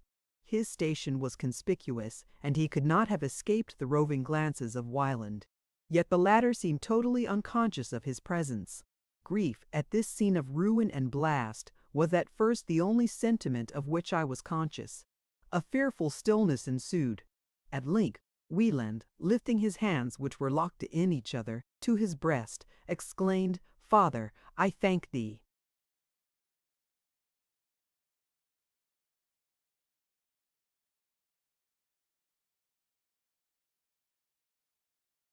This is thy guidance. Hither thou hast led me, that I might perform thy will, yet let me not err, let me hear again thy messenger. He stood for a minute as if listening, but recovering from his attitude, he continued, "It is not needed, dastardly wretch, thus eternally questioning the behests of thy Maker." Weak in resolution, wayward in faith, he advanced to me, and, after another pause, resumed, "Poor girl, a dismal fate has set its mark upon thee. Thy life is demanded as a sacrifice. Prepare thee to die. Make not my office difficult by fruitless opposition. Thy prayers might subdue stones, but none but he who enjoined my purpose can shake it." These words were a sufficient explication of the scene. The nature of his frenzy, as described by my uncle, was remembered. I, who had sought death, was now thrilled with horror, because it was near. Death in this form, death from the hand of a brother, was thought upon with undescribable repugnance.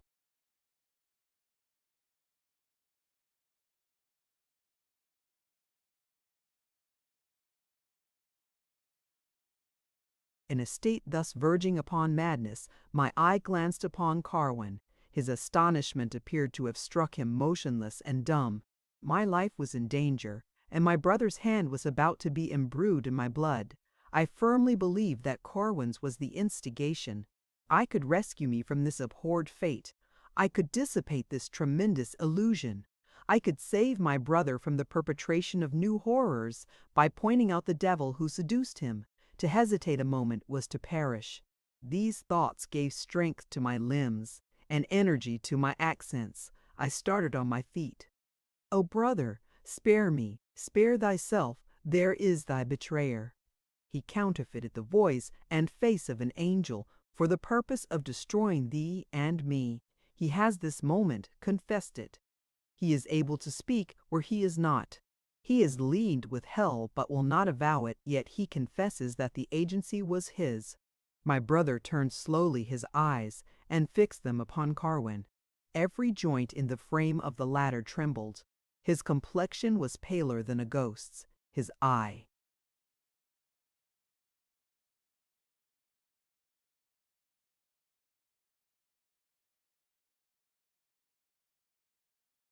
dared not meet that of Wieland, but wandered with an air of distraction from one space to another. "Man," said my brother, in a voice totally unlike that which he had used to me, "what art thou? The charge has been made. Answer it. The visage, the voice at the bottom of these stairs at the hour of 11. To whom did they belong? To thee." Twice did Carwin attempt to speak, but his words died away upon his lips. My brother resumed in a tone of greater vehemence, "Thou falterest. Faltering is ominous. Say yes or no, one word will suffice, but beware of falsehood. Was it a stratagem of hell to overthrow my family? Wast thou the agent?" I now saw that the wrath which had been prepared for me was to be heaped upon another. The tale that I heard from him and his present trepidations were abundant testimonies of his guilt. But what if Wieland should be undeceived? What if he shall find his acts to have proceeded, not from an heavenly prompter, but from human treachery? Will not his rage mount into whirlwind? Will not he tear limb from limb this devoted wretch? Instinctively I recoiled from this image, but it gave place to another. Carwin may be innocent, but the impetuosity of his judge may misconstrue his answers into a confession of guilt. Wieland knows not that mysterious voices and appearances were likewise witnessed by me. Carwin may be ignorant of those which misled my brother. Thus may his answers unwarily betray himself to ruin. Such might be the consequences of my frantic precipitation, and these it was necessary, if possible, to prevent.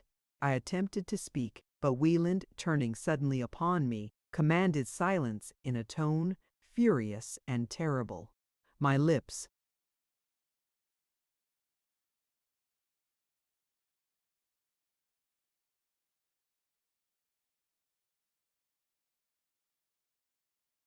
closed, and my tongue refused its office.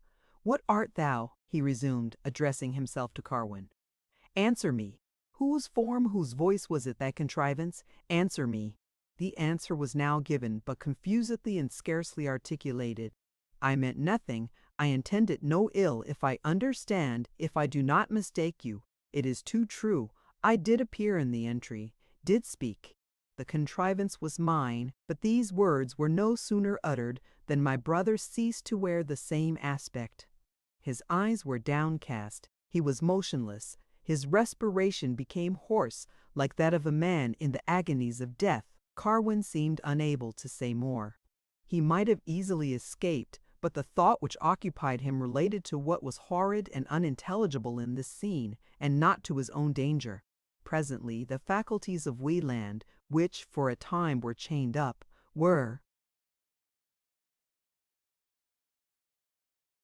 seized with restlessness and trembling. He broke silence. The stoutest heart would have been appalled by the tone in which he spoke. He addressed himself to Carwin. "Why art thou here? Who detains thee? Go and learn better. I will meet thee, but it must be at the bar of thy Maker. There shall I bear witness against thee." Perceiving that Carwin did not obey, he continued, "Dost thou wish me to complete the catalogue by thy death? Thy life is a worthless thing. Tempt me no more. I am but a man, and thy presence may awaken a fury which may spurn my control. Begone!" Carwin, irresolute, striving in vain for utterance, his complexion pallid as death, his knees beating one against another, slowly obeyed the mandate and withdrew.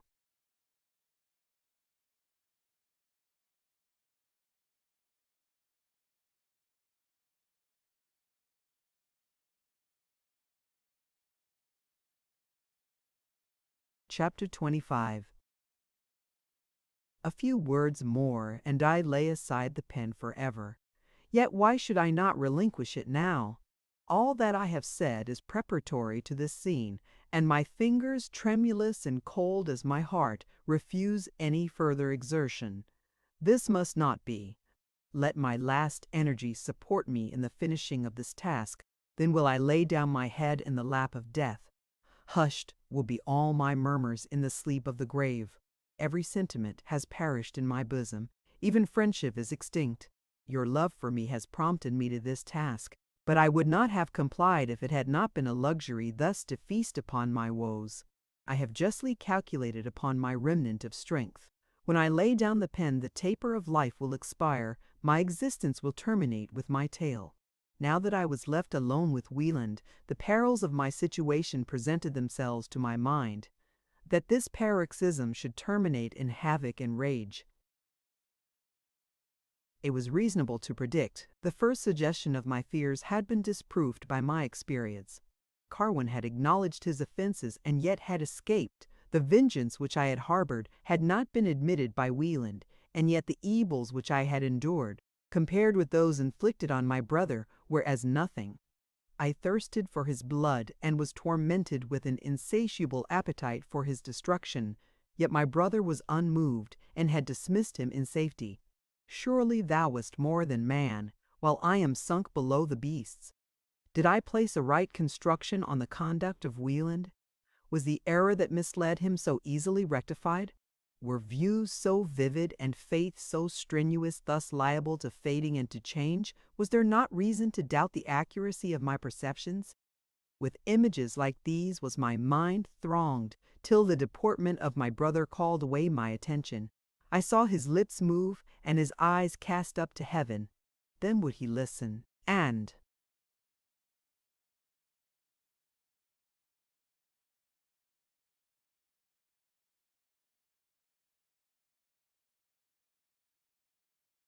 look back, as if in expectation of someone's appearance. Thrice he repeated these gesticulations and this inaudible prayer.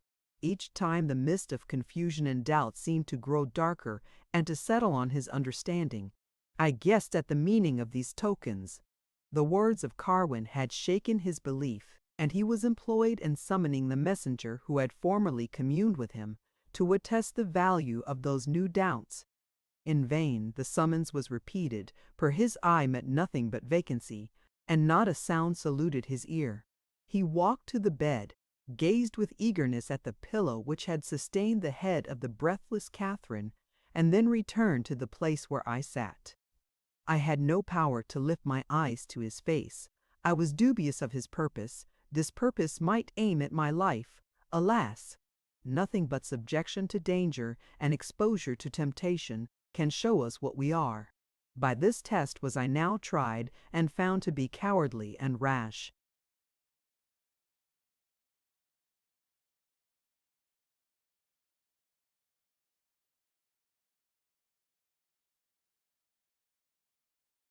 Men can deliberately untie the thread of life, and of this I had deemed myself capable. Yet now that I stood upon the brink of fate, that the knife of the sacrificer was aimed at my heart, I shuddered and betook myself to any means of escape, however monstrous. Can I bear to think, can I endure to relate the outrage which my heart meditated? Where were my means of safety? Resistance was vain. Not even the energy of despair could set me on a level with that strength which his terrific prompter had bestowed upon Wieland.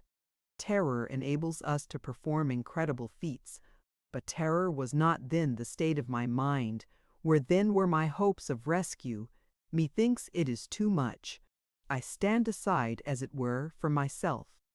I estimate my own deservings. A hatred immortal and inexorable is my due.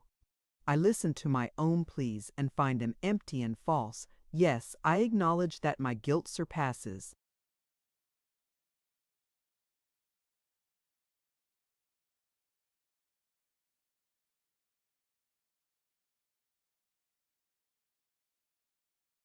That of all mankind. I confess that the curses of a world and the frowns of a deity are inadequate to my demerits. Is there a thing in the world worthy of infinite abhorrence? It is I. What shall I say? I was menaced, as I thought, with death, and to elude this evil, my hand was ready to inflict death upon the menacer. In visiting my house, I had made provision against the machinations of Carwin. In a fold of my dress, an open penknife was concealed. This I now seized and drew forth. It lurked out of view, but I now see that my state of mind would have rendered the deed inevitable if my brother had lifted his hand. This instrument of my preservation would have been plunged into his heart. O insupportable remembrance!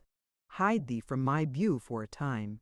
Hide it from me that my heart was black enough to meditate the stabbing of a brother thus supreme in misery, thus towering in virtue.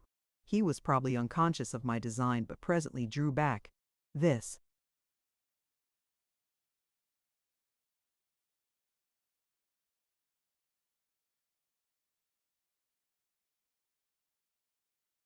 interval was sufficient to restore me to myself.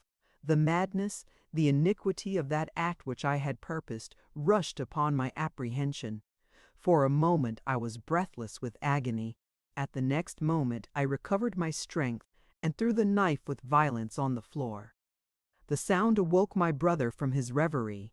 He gazed alternately at me and at the weapon. With a movement equally solemn he stooped and took it up. He placed the blade in different positions, scrutinizing it accurately, and maintaining at the same time a profound silence. Again he looked at me, but all that vehemence and loftiness of spirit which had so lately characterized his features were flown. Fallen muscles, a forehead contracted into folds, eyes dim with unbidden drops, and a ruefulness of aspect which no words can describe, were now visible. His looks touched into energy the same sympathies in me, and I poured forth a flood of tears. This passion was quickly checked by fear, which had now no longer my own, but his safety for their object. I watched his deportment in silence. At length he spoke. "Sister," said he, in an accent mournful and mild, "I have acted poorly my part in this world. What thinkest thou? Shall I not do better in the next?" I could make no answer. The mildness of his tone astonished and encouraged me. I continued to regard him with wistful and anxious looks. "I think," resumed he, "I will try. My wife and my babes have gone before. Happy wretches! I have sent you to repose and ought not to linger behind." These words had a meaning sufficiently intelligible. I looked at the open knife in his hand and shuddered, but knew not how to prevent the deed which I dreaded.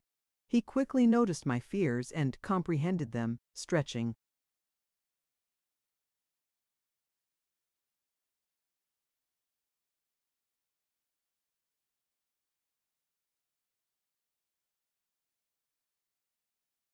towards me his hand with an air of increasing mildness. "Take it," said he. "Fear not for thy own sake, nor for mine. The cup is gone by, and its transient inebriation is succeeded by the soberness of truth. Thou angel whom I was wont to worship, farest thou, my sister, for thy life? Once it was the scope of my labors to destroy thee, but I was prompted to the deed by heaven. Such, at least, was my belief. Thinkest thou that thy death was sought to gratify malevolence? No, I am pure from all stain. I believe that my God was my mover. Neither thee nor myself have I cause to injure. I have done my duty, and surely there is merit in having sacrificed to that all that is dear to the heart of man. If a devil has deceived me, he came in the habit of an angel. If I erred, it was not my judgment that deceived me, but my senses. In thy sight, being of beings, I am still pure. Still will I look for my reward in thy justice.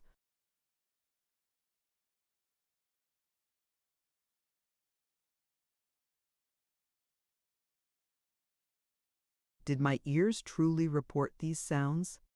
If I did not err, my brother was restored to just perceptions. He knew himself to have been betrayed to the murder of his wife and children, to have been the victim of infernal artifice, yet he found consolation in the rectitude of his motives. He was not devoid of sorrow, for this was written on his countenance, but his soul was tranquil and sublime. Perhaps this was merely a transition of his former madness into a new shape. Perhaps he had not yet awakened to the memory of the horrors which he had perpetrated. Infatuated wretch that I was, to set myself up as a model by which to judge of my heroic brother. My reason taught me that his conclusions were right, but conscious of the impotence of reason over my own conduct, conscious of my cowardly rashness and my criminal despair, I doubted whether anyone could be steadfast and wise. Such was my weakness, that even in the midst of these thoughts my mind,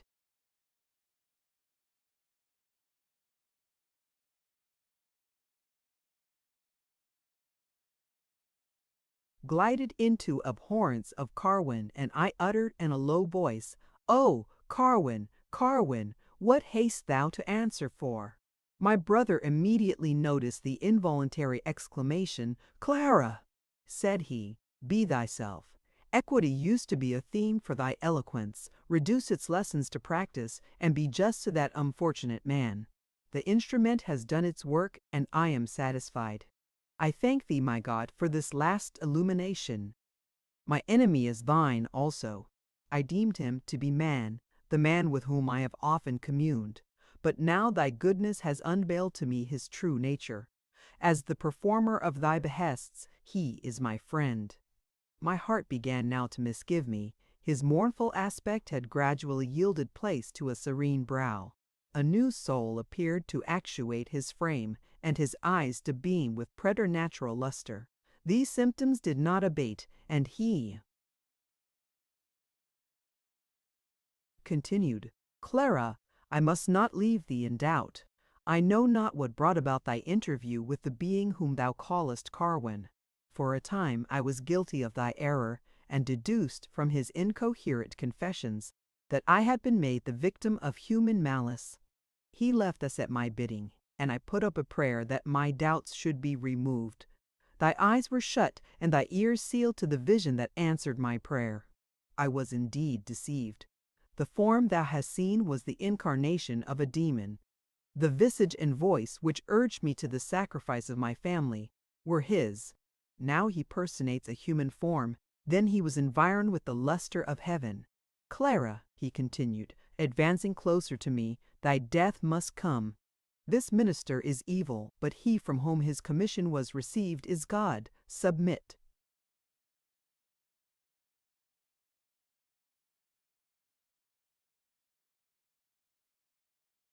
Then with all thy wonted resignation to a decree that cannot be reversed or resisted, mark the clock. 3 minutes are allowed to thee, in which to call up thy fortitude and prepare thee for thy doom. There he stopped. Even now, when this scene exists only in memory, when life and all its functions have sunk into torpor, my pulse throbs and my hairs uprise, my brows are knit, as then, and I gaze around me in distraction. I was unconquerably averse to death, but death, imminent and full of agony as that which was threatened, was nothing. This was not the only or chief inspirer of my fears. For him, not for myself, was my soul tormented. I might die, and no crime, surpassing the reach of mercy, would pursue me to the presence of my judge. But my assassin would survive to contemplate his deed, and that assassin was Wieland. Wings to bear me beyond his reach I had not. I could not banish with a thought.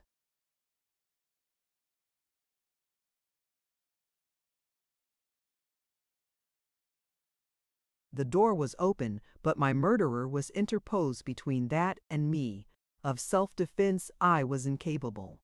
The frenzy that lately prompted me to blood was gone. My state was desperate. My rescue was impossible. The weight of these accumulated thoughts could not be borne. My sight became confused. My limbs were seized with convulsion. I spoke, but my words were half-formed. "Spare me, my brother. Look down, righteous judge. Snatch me from this fate. Take away this fury from him or turn it elsewhere." Such was the agony of my thoughts that I noticed not steps entering my apartment. Supplicating eyes were cast upward, but when my prayer was breathed, I once more wildly gazed at the door. A form met my sight. I shuddered as if the God whom I invoked were present. It was Carwin that again intruded, and who stood before me, erect in attitude and steadfast in look. The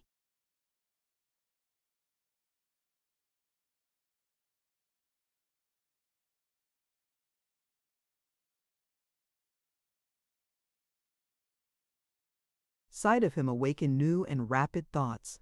His recent tale was remembered. His magical transitions and mysterious energy of voice, whether he were infernal or miraculous or human, there was no power and no need to decide.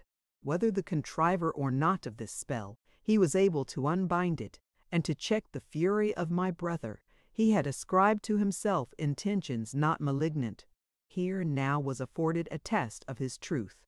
Let him interpose as from above, revoke the savage decree which the madness of Wieland has assigned to heaven, and extinguish forever this passion for blood. My mind detected at a glance this avenue to safety. The recommendations it possessed thronged as it were together, and made but one impression on my intellect. Remoter effects and collateral dangers I saw not. Perhaps the pause of an instant had sufficed to call them up. The improbability that the influence which governed Wieland was external or human, the tendency of this stratagem to sanction so fatal an error, or substitute a more destructive rage in place of this,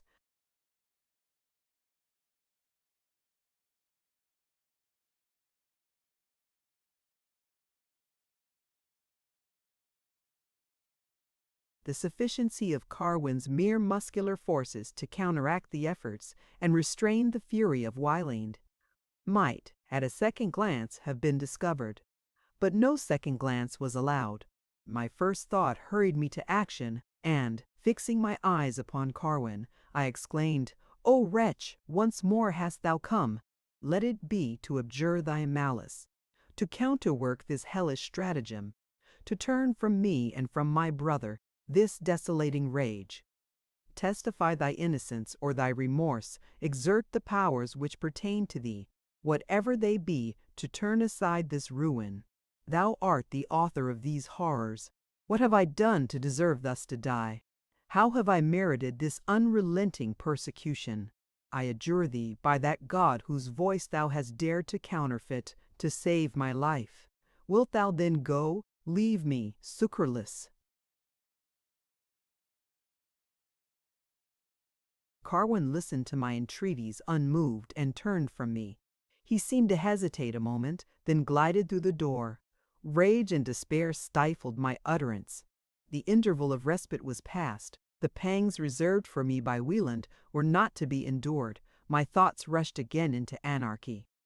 Having received the knife from his hand, I held it loosely and without regard, but now it seized again my attention, and I grasped it with force. He seemed to notice not the entrance or exit of Carwin. My gesture and the murderous weapon appeared to have escaped his notice. His silence was unbroken. His eye, fixed upon the clock for a time, was now withdrawn. Fury kindled in every feature. All that was human in his face gave way to an expression supernatural and tremendous. I felt my left arm within his grasp. Even now I hesitated to strike. I shrunk from his assault, but in vain. Here let me desist. Why should I rescue this event from oblivion? Why should I?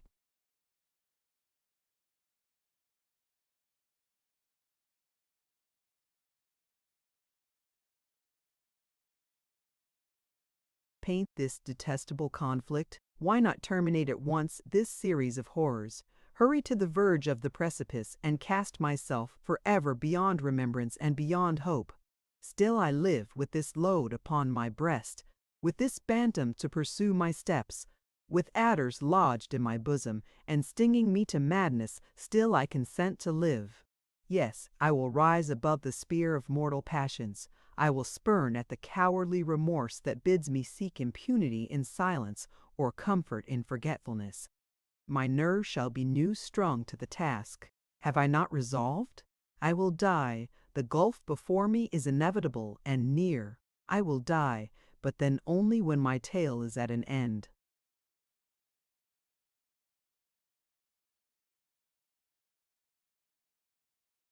Chapter 26. My right hand, grasping the unseen knife, was still disengaged. It was lifted to strike. All my strength was exhausted. But what was sufficient to the performance of this deed? Already was the energy awakened, and the impulse given, that should bear the fatal steel to his heart. When Wieland shrunk back, his hand was withdrawn. Breathless with affright and desperation, I stood, freed from his grasp, unassailed, untouched. Thus long had the power which controlled the scene forborne to interfere, but now his might was irresistible, and Wieland in a moment was disarmed of all his purposes. A voice, louder than human organs could produce, shriller than language can depict, burst from the ceiling and commanded him to hold. Trouble and dismay succeeded to the steadfastness that had lately been displayed in the looks of Wieland. His eyes roved from one quarter to another with an expression of doubt. He seemed to wait for a further intimation.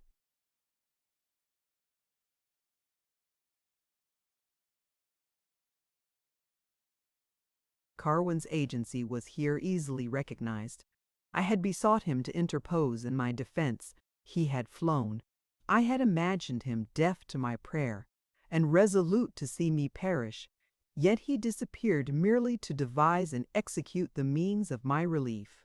Why did he not forbear when this end was accomplished? Why did his misjudging zeal and accursed precipitation overpass that limit? or met he thus to crown the scene and conduct his inscrutable plots to this consummation? Such ideas were the fruit of subsequent contemplation. This moment was pregnant with fate. I had no power to reason. In the career of my tempestuous thoughts, rent into pieces as my mind was by accumulating horrors, Carwin was unseen and unsuspected. I partook of Wieland's credulity, shook with his amazement, and panted with his awe. Silence took place for a moment, so much as allowed the attention to recover its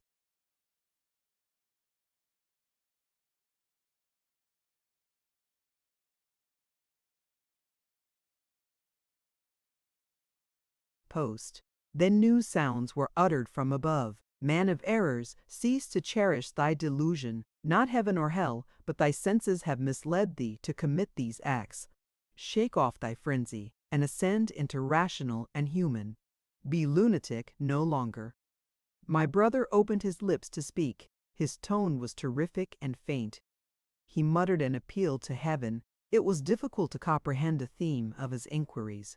The implied doubt as to the nature of the impulse that hitherto had guided him, and questioned whether he had acted in consequence of insane perceptions. To these interrogatories the voice, which now seemed to hover at his shoulder, loudly answered in the affirmative. Then uninterrupted silence ensued. Fallen from his lofty and heroic station, now finally restored to the perception of truth, weighed to earth by the recollection of his own deeds, consoled no longer by a consciousness of rectitude for the loss of offspring and wife, a loss for which he was indebted to his own misguided hand, Wieland was transformed at once into the man O.F. Sorrows. He reflected not that credit should be as reasonably denied to the last as to any former intimation, that one might as justly be ascribed to erring or diseased senses as the other. He saw not that this discovery in no degree affected the integrity of his conduct, that his motives had lost none of their claims to the homage of mankind, that the preference of supreme good and the boundless energy of duty were undiminished in his bosom. It is not for me to pursue him through the ghastly changes of his countenance. Words he had none. Now he sat upon the floor, motionless in all his limbs, with his eyes glazed and fixed, a monument of woe.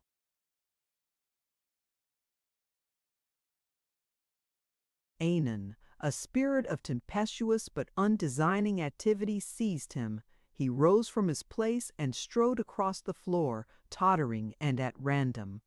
His eyes were without moisture and gleamed with the fire that consumed his vitals. The muscles of his face were agitated by convulsion. His lips moved, but no sound escaped him. That nature should long sustain this conflict was not to be believed. My state was little different from that of my brother. I entered, as it were, into his thought. My heart was visited and rent by his pangs. Oh, that thy frenzy had never been cured!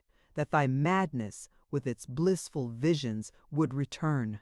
Or, if that must not be, that thy scene would hasten to a close, that death would cover thee with his oblivion. What can I wish for thee?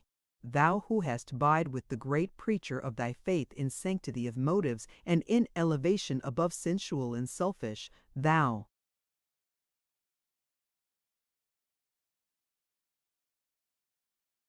whom thy fate has changed into parricide and savage, can I wish for the continuance of thy being? No. For a time his movement seemed destitute of purpose. If he walked, if he turned, if his fingers were entwined with each other, if his hands were pressed against opposite sides of his head with a force sufficient to crush it into pieces, it was to tear his mind from self-contemplation, to waste his thoughts on external objects. Speedily this train was broken. A beam appeared to be darted into his mind which gave a purpose to his efforts.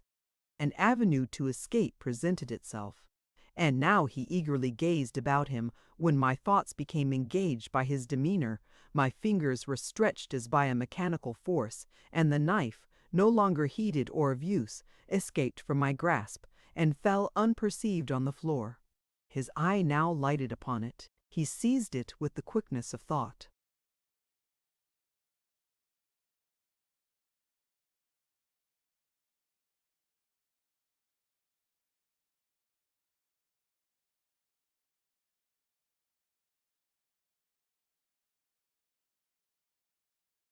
I shrieked aloud, but it was too late. He plunged it to the hilt in his neck, and his life instantly escaped with the stream that gushed from the wound. He was stretched at my feet, and my hands were sprinkled with his blood as he fell. Such was thy last deed, my brother. For a spectacle like this was it my fate to be reserved. Thy eyes were closed, thy face ghastly with death, thy arms, and the spot where thou liedest, floated in thy life's blood. These images have not, for a moment, forsaken me. Till I am breathless and cold, they must continue to hover in my sight. Carwin, as I said, had left the room, but he still lingered in the house. My voice summoned him to my aid, but I scarcely noticed his re-entrance, and now faintly recollect his terrified looks, his broken exclamations, his vehement avowals of innocence, the effusions of his pity for me, and his offers of assistance. I did not listen. I answered him not. I ceased to upbraid or accuse. His guilt was.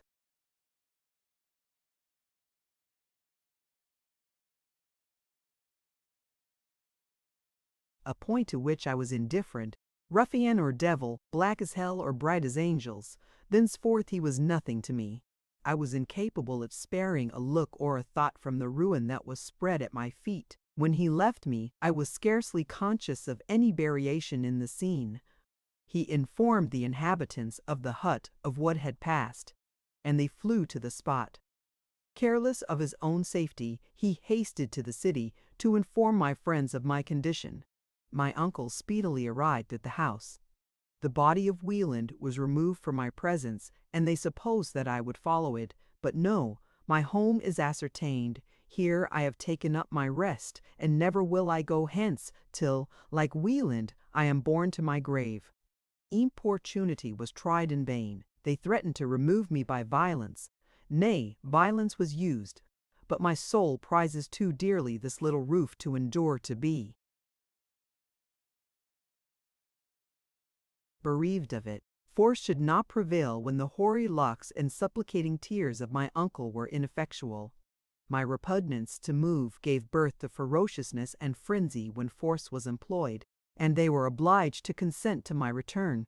They besought me, they remonstrated, they appealed to every duty that connected me with him, that made me and with my fellow men in vain. While I live, I will not go hence. Have I not fulfilled my destiny? Why will ye torment me with your reasonings and reproofs? Can ye restore to me the hope of my better days? Can ye give me back Catherine and her babes? Can ye recall to life him who died at my feet? I will eat, I will drink, I will lie down and rise up at your bidding. All I ask is the choice of my abode. What is there unreasonable in this demand? Shortly will I be at peace. This is the spot which I have chosen in which to breathe my last.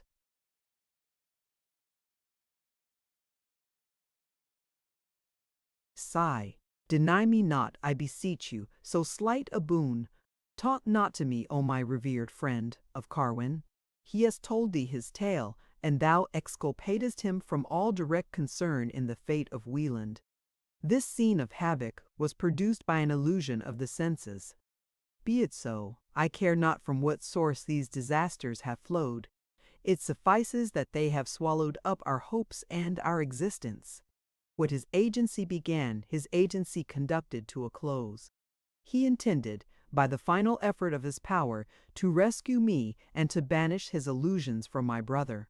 Such is his tale, concerning the truth of which I care not.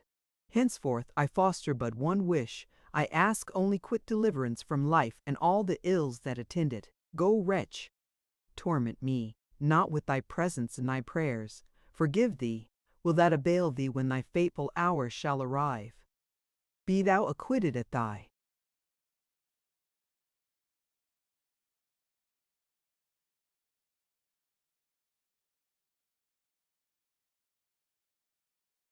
own tribunal, and now needest not fear the verdict of others.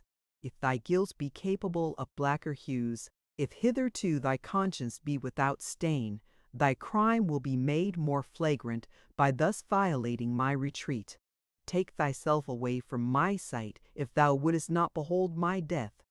Thou art gone, murmuring and reluctant, and now my repose is coming. My work is done.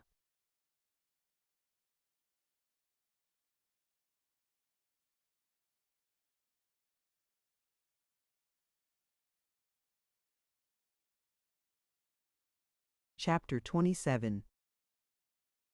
I imagined that I had forever laid aside the pen, and that I should take up my abode in this part of the world was of all events the least probable.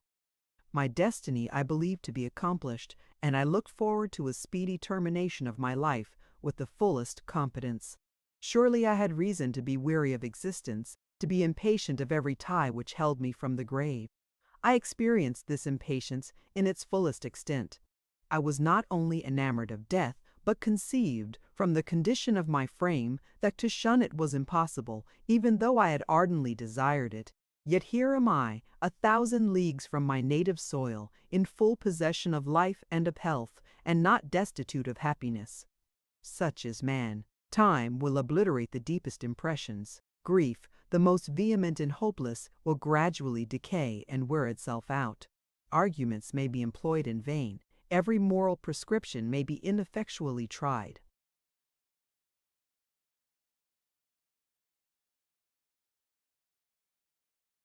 Remonstrances, however cogent or pathetic, shall have no power over the attention, or shall be repelled with disdain. Yet, as day follows day, the turbulence of our emotions shall subside, and our fluctuations be finally succeeded by a calm.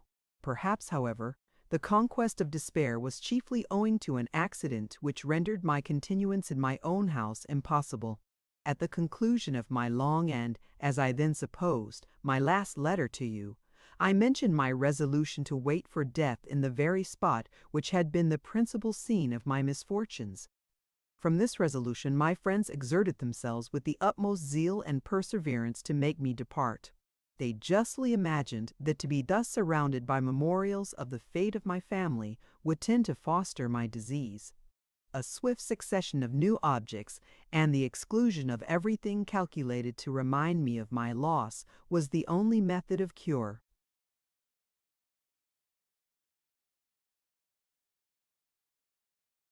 I refused to listen to their exhortations. Great as my calamity was, to be torn from this asylum was regarded by me as an aggravation of it. By a perverse constitution of mind, he was considered as my greatest enemy who sought to withdraw me from a scene which supplied eternal food to my melancholy, and kept my despair from languishing. In relating the history of these disasters, I derived a similar species of gratification. My uncle earnestly dissuaded me from this task, but his remonstrances were as fruitless on this head as they had been on others. They would have withheld from me the implements of writing, but they quickly perceived that to withstand would be more injurious than to comply with my wishes. Having finished my tale, it seemed as if the scene were closing. A fever lurked in my veins, and my strength was gone. Any exertion, however slight, was attended with difficulty, and at length I refused to rise from my bed. I now see the infatuation and injustice of my conduct in its true colors. I reflect upon the sensations and reasonings of that period with wonder and humiliation. That I should be insensible to the claims and tears of my friends, that I should overlook the suggestions of duty and fly from that post in which only I could be instrumental to the benefit of others, that the exercise of the social and beneficent affections, the contemplation of nature and the acquisition of wisdom should not be seen to be means of happiness still within my reach, is at this time scarcely credible. It is true that I am now changed, but I have not the consolation to reflect that my change was owing to my fortitude or to my capacity for instruction. Better thoughts grew up in my mind imperceptibly. I cannot but congratulate myself on the change, though perhaps it merely argues a fickleness of temper and a defect of sensibility.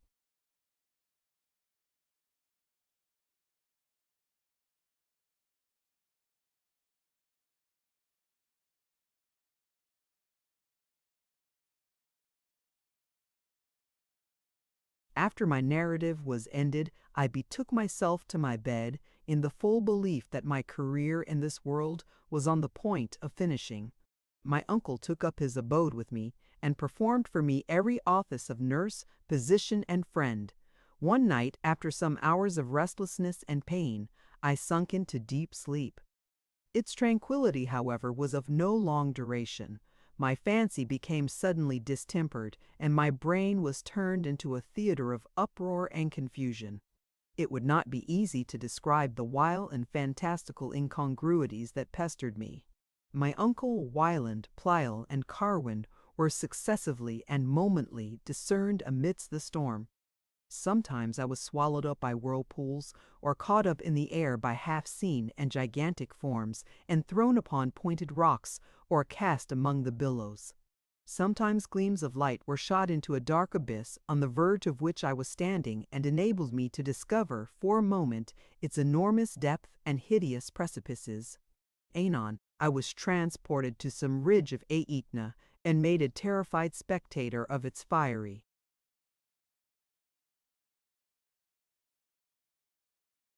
torrents and its pillars of smoke. However strange it may seem, I was conscious, even during my dream, of my real situation.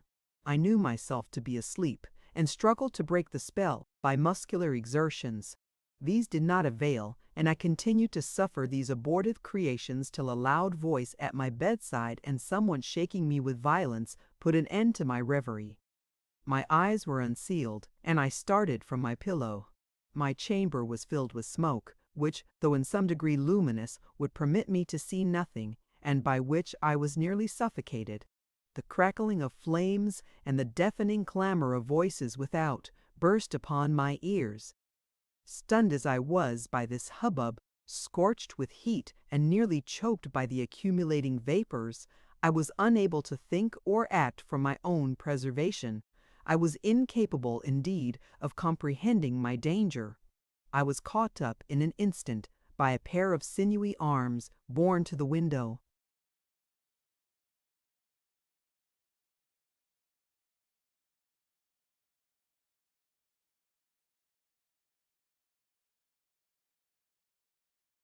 And carried down a ladder which had been placed there. My uncle stood at the bottom and received me. I was not fully aware of my situation till I found myself sheltered in the hut and surrounded by its inhabitants. By neglect of the servant, some unextinguished embers had been placed in a barrel in the cellar of the building. The barrel had caught fire. This was communicated to the beams of the lower floor and thence to the upper part of the structure. It was first discovered by some persons at a distance, who hastened to the spot and alarmed my uncle and the servants. The flames had already made considerable progress, and my condition was overlooked till my escape was rendered nearly impossible. My danger being known, and a ladder quickly procured, one of the spectators ascended to my chamber, and effected my deliverance in the manner before related.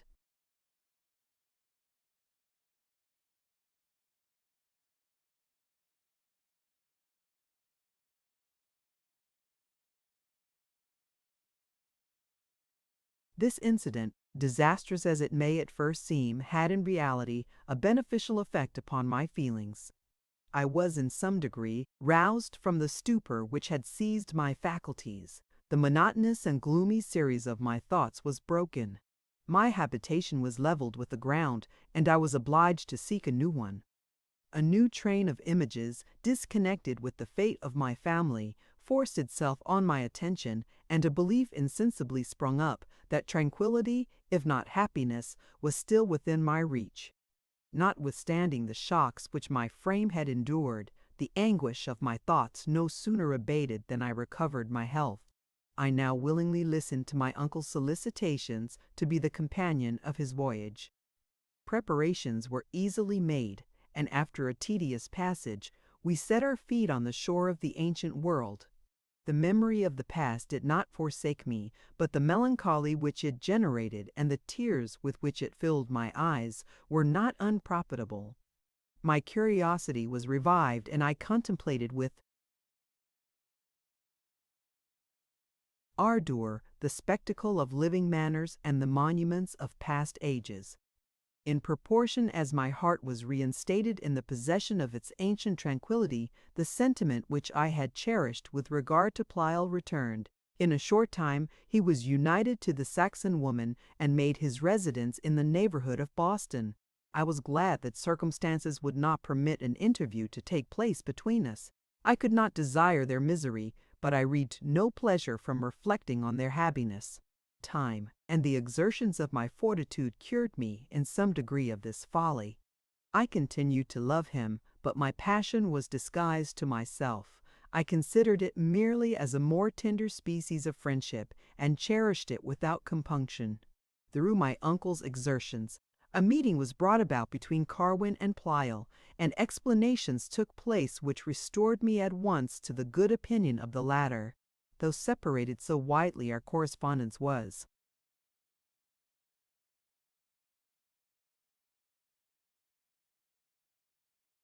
Punctual and frequent, and paved the way for that union which can only end with the death of one of us. In my letters to him I made no secret of my former sentiments. This was a theme on which I could talk without painful, though not without delicate emotions. That knowledge which I should never have imparted to a lover, I felt little scruple to communicate to a friend. A year and a half elapsed when Teresa was snatched from him by death, in the hour in which she gave him the first pledge of their mutual affection. This event was borne by him with his customary fortitude. It induced him, however, to make a change in his plans. He disposed of his property in America, and joined my uncle and me, who had terminated the wanderings of 2 years at Montpelier, which will henceforth, I believe, be our permanent abode. If you reflect upon that entire confidence which had subsisted from our infancy,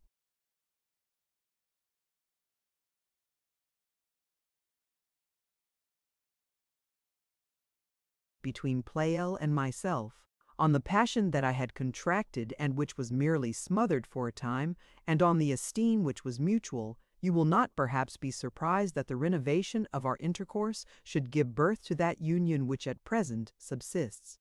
When the period had elapsed necessary to weaken the remembrance of Teresa, to whom he had been bound by ties more of honor than of love, he tendered his affections to me. I need not add that the tender was eagerly accepted. Perhaps you are somewhat interested in the fate of Carwin. He saw, when too late, the danger of imposture. So much affected was he by the catastrophe to which he was a witness that he laid aside all regard to his own safety. He sought my uncle, and confided to him the tale which he had just related to me. He found a more impartial and indulgent auditor in Mr. Cambridge, who imputed to maniacal illusion the conduct of Wieland, though he conceived the previous and unseen agency of Carwin to have indirectly but powerfully predisposed to this.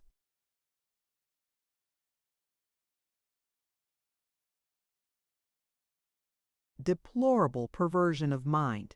It was easy for Carwin to elude the persecutions of Ludlow. It was merely requisite to hide himself in a remote district of Pennsylvania.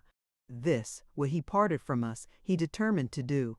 He is now probably engaged in the harmless pursuits of agriculture, and may come to think, without insupportable remorse, on the evils to which his fatal talents have given birth.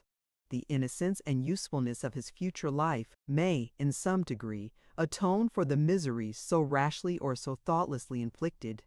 More urgent considerations hindered me from mentioning in the course of my former mournful recital any particulars respecting the unfortunate father of Louisa Conway.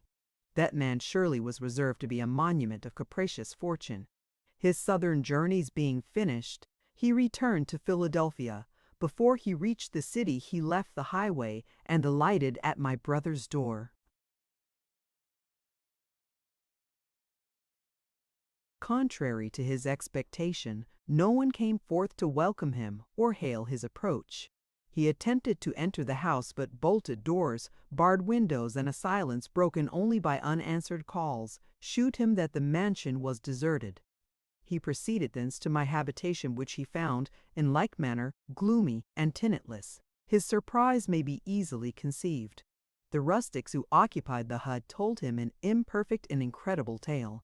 He hasted to the city and extorted from Mrs. Baynton a full disclosure of late disasters.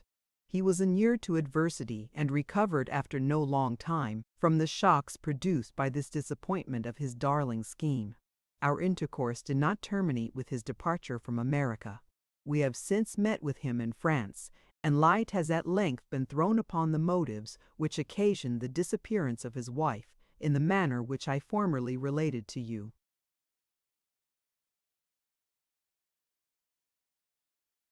I have dwelt upon the ardor of their conjugal attachment and mentioned that no suspicion had ever glanced upon her purity. This, though the belief was long cherished, recent discoveries have shewn to be questionable.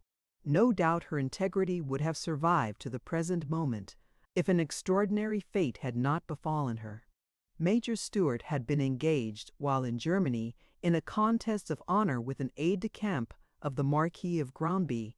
His adversary had propagated a rumor injurious to his character.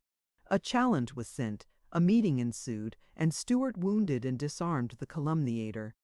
The offense was atoned for, and his life secured by suitable concessions. Maxwell, that was his name, shortly after, in consequence of succeeding to a rich inheritance, sold his commission and returned to London. His fortune was speedily augmented by an opulent marriage. Interest was his sole inducement to this marriage, though the lady had been swayed by a credulous affection. The true state of his heart was quickly discovered, and a separation, by mutual consent, took place. The lady withdrew to an estate in a distant county, and Maxwell continued to consume his time and fortune in the dissipation of the capital. Maxwell, though deceitful and sensual, possessed great force of mind and specious accomplishments. He contrived to mislead the generous mind of Stuart and to regain the esteem which his misconduct for a time had forfeited. He was recommended by her husband to the confidence of Mrs. Stuart. Maxwell was stimulated by revenge and by a lawless passion to convert this confidence into a source of guilt. The education and capacity of this woman, the worth of her husband, the pledge of their alliance which time had produced, her maturity in age, and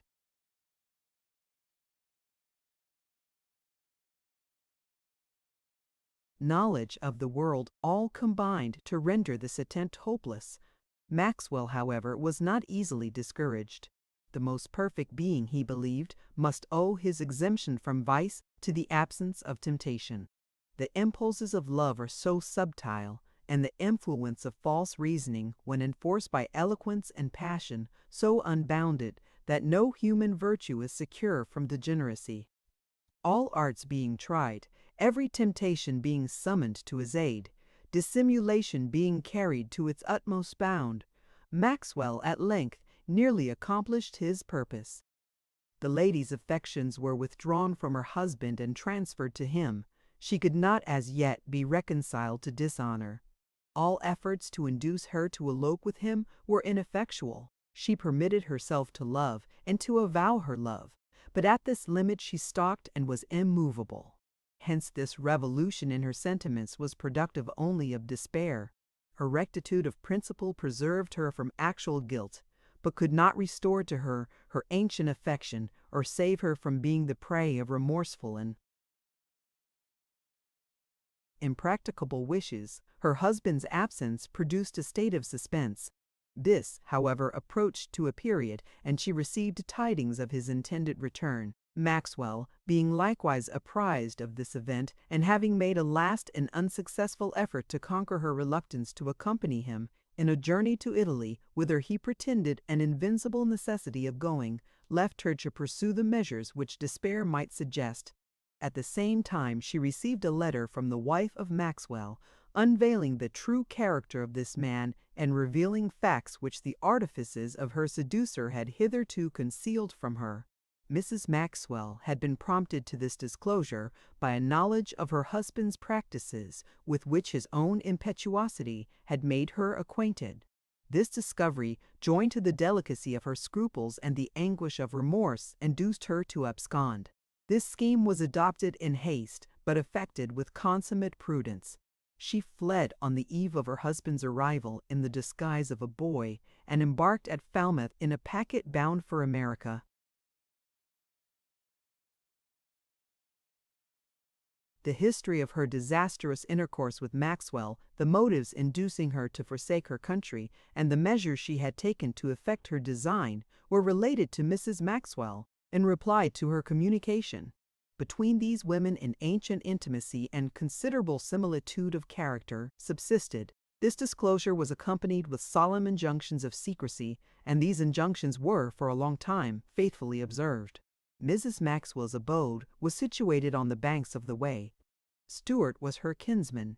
Their youth had been spent together, and Maxwell was in some degree indebted to the man whom he betrayed for his alliance with this unfortunate lady.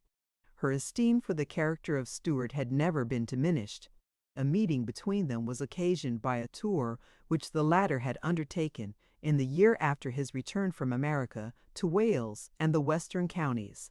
This interview produced pleasure and regret in each. Their own transactions naturally became the topics of their conversation, and the untimely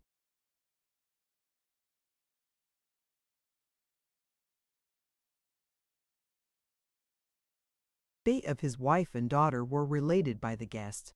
Mrs. Maxwell's regard for her friend, as well as for the safety of her husband, persuaded her to concealment. But the former being dead and the latter being out of the kingdom, she ventured to produce Mrs. Stuart's letter and to communicate her own knowledge of the treachery of Maxwell. She had previously extorted from her guest a promise not to pursue any scheme of vengeance, but this promise was made while ignorant of the full extent of Maxwell's depravity, and his passion refused to adhere to it. At this time my uncle and I resided at Avignon. Among the English resident there, and with whom we maintained a social intercourse, was Maxwell. This man's talents and address rendered him a favorite both with my uncle and myself. He had even tendered me his hand in marriage, but this being refused, he had sought and obtained permission to continue with us the intercourse of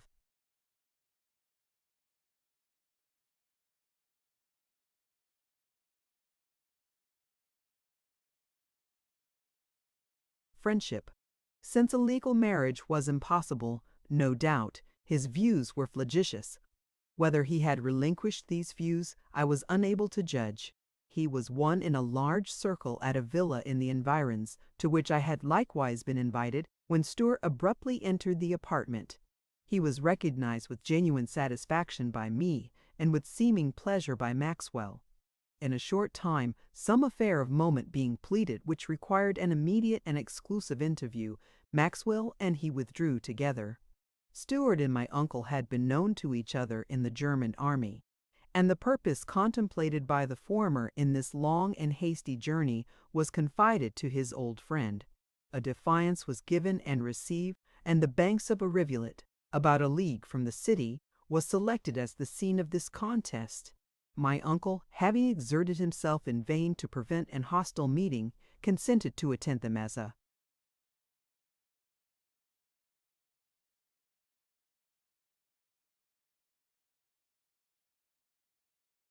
surgeon. Next morning, at sunrise, was the time chosen. I returned early in the evening to my lodgings. Preliminaries being settled between the combatants, Stuart had consented to spend the evening with us, and did not retire till late. On the way to his hotel, he was exposed to no molestation. But just as he stepped within the portico, a swarthy and malignant figure started from behind a column, and plunged a stiletto into his body. The author of this treason could not certainly be discovered, but the details communicated by Stuart respecting the history of Maxwell naturally pointed him out as an object of suspicion. No one expressed more concern on account of this disaster than he, and he pretended an ardent zeal to vindicate his character from the aspersions that were cast upon it. Thenceforth, however, I denied myself to his visits, and shortly after he disappeared from this scene.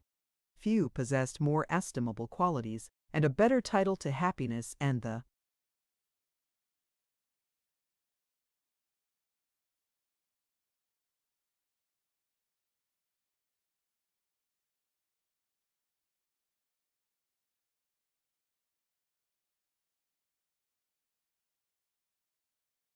tranquil honors of long life than the mother and father of Louisa Conway. Yet they were cut off in the bloom of their days, and their destiny was thus accomplished by the same hand. Maxwell was the instrument of their destruction, though the instrument was applied to this end in so different a manner. I leave you to moralize on this tale.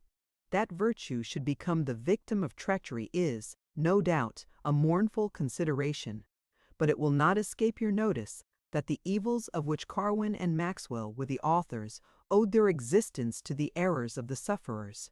All efforts would have been ineffectual to subvert the happiness or shorten the existence of the Stuarts if their own frailty had not seconded these efforts.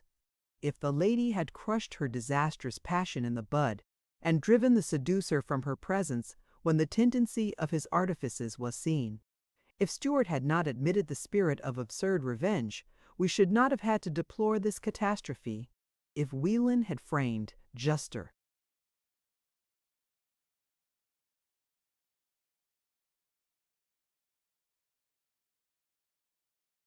notions of moral duty and of the divine attributes, or if I had been gifted with ordinary equanimity or foresight, the double-tongued deceiver would have been baffled and repelled.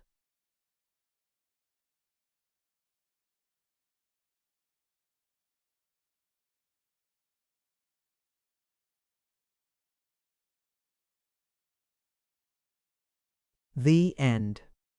Thank you for listening to this story. I hope you enjoyed the journey, the characters, and the world they carried with them. If you enjoyed this audiobook, please subscribe to the channel and leave a comment below. Your support helps keep these stories alive and allows more timeless books to be shared with listeners around the world. Until next time, thank you for listening.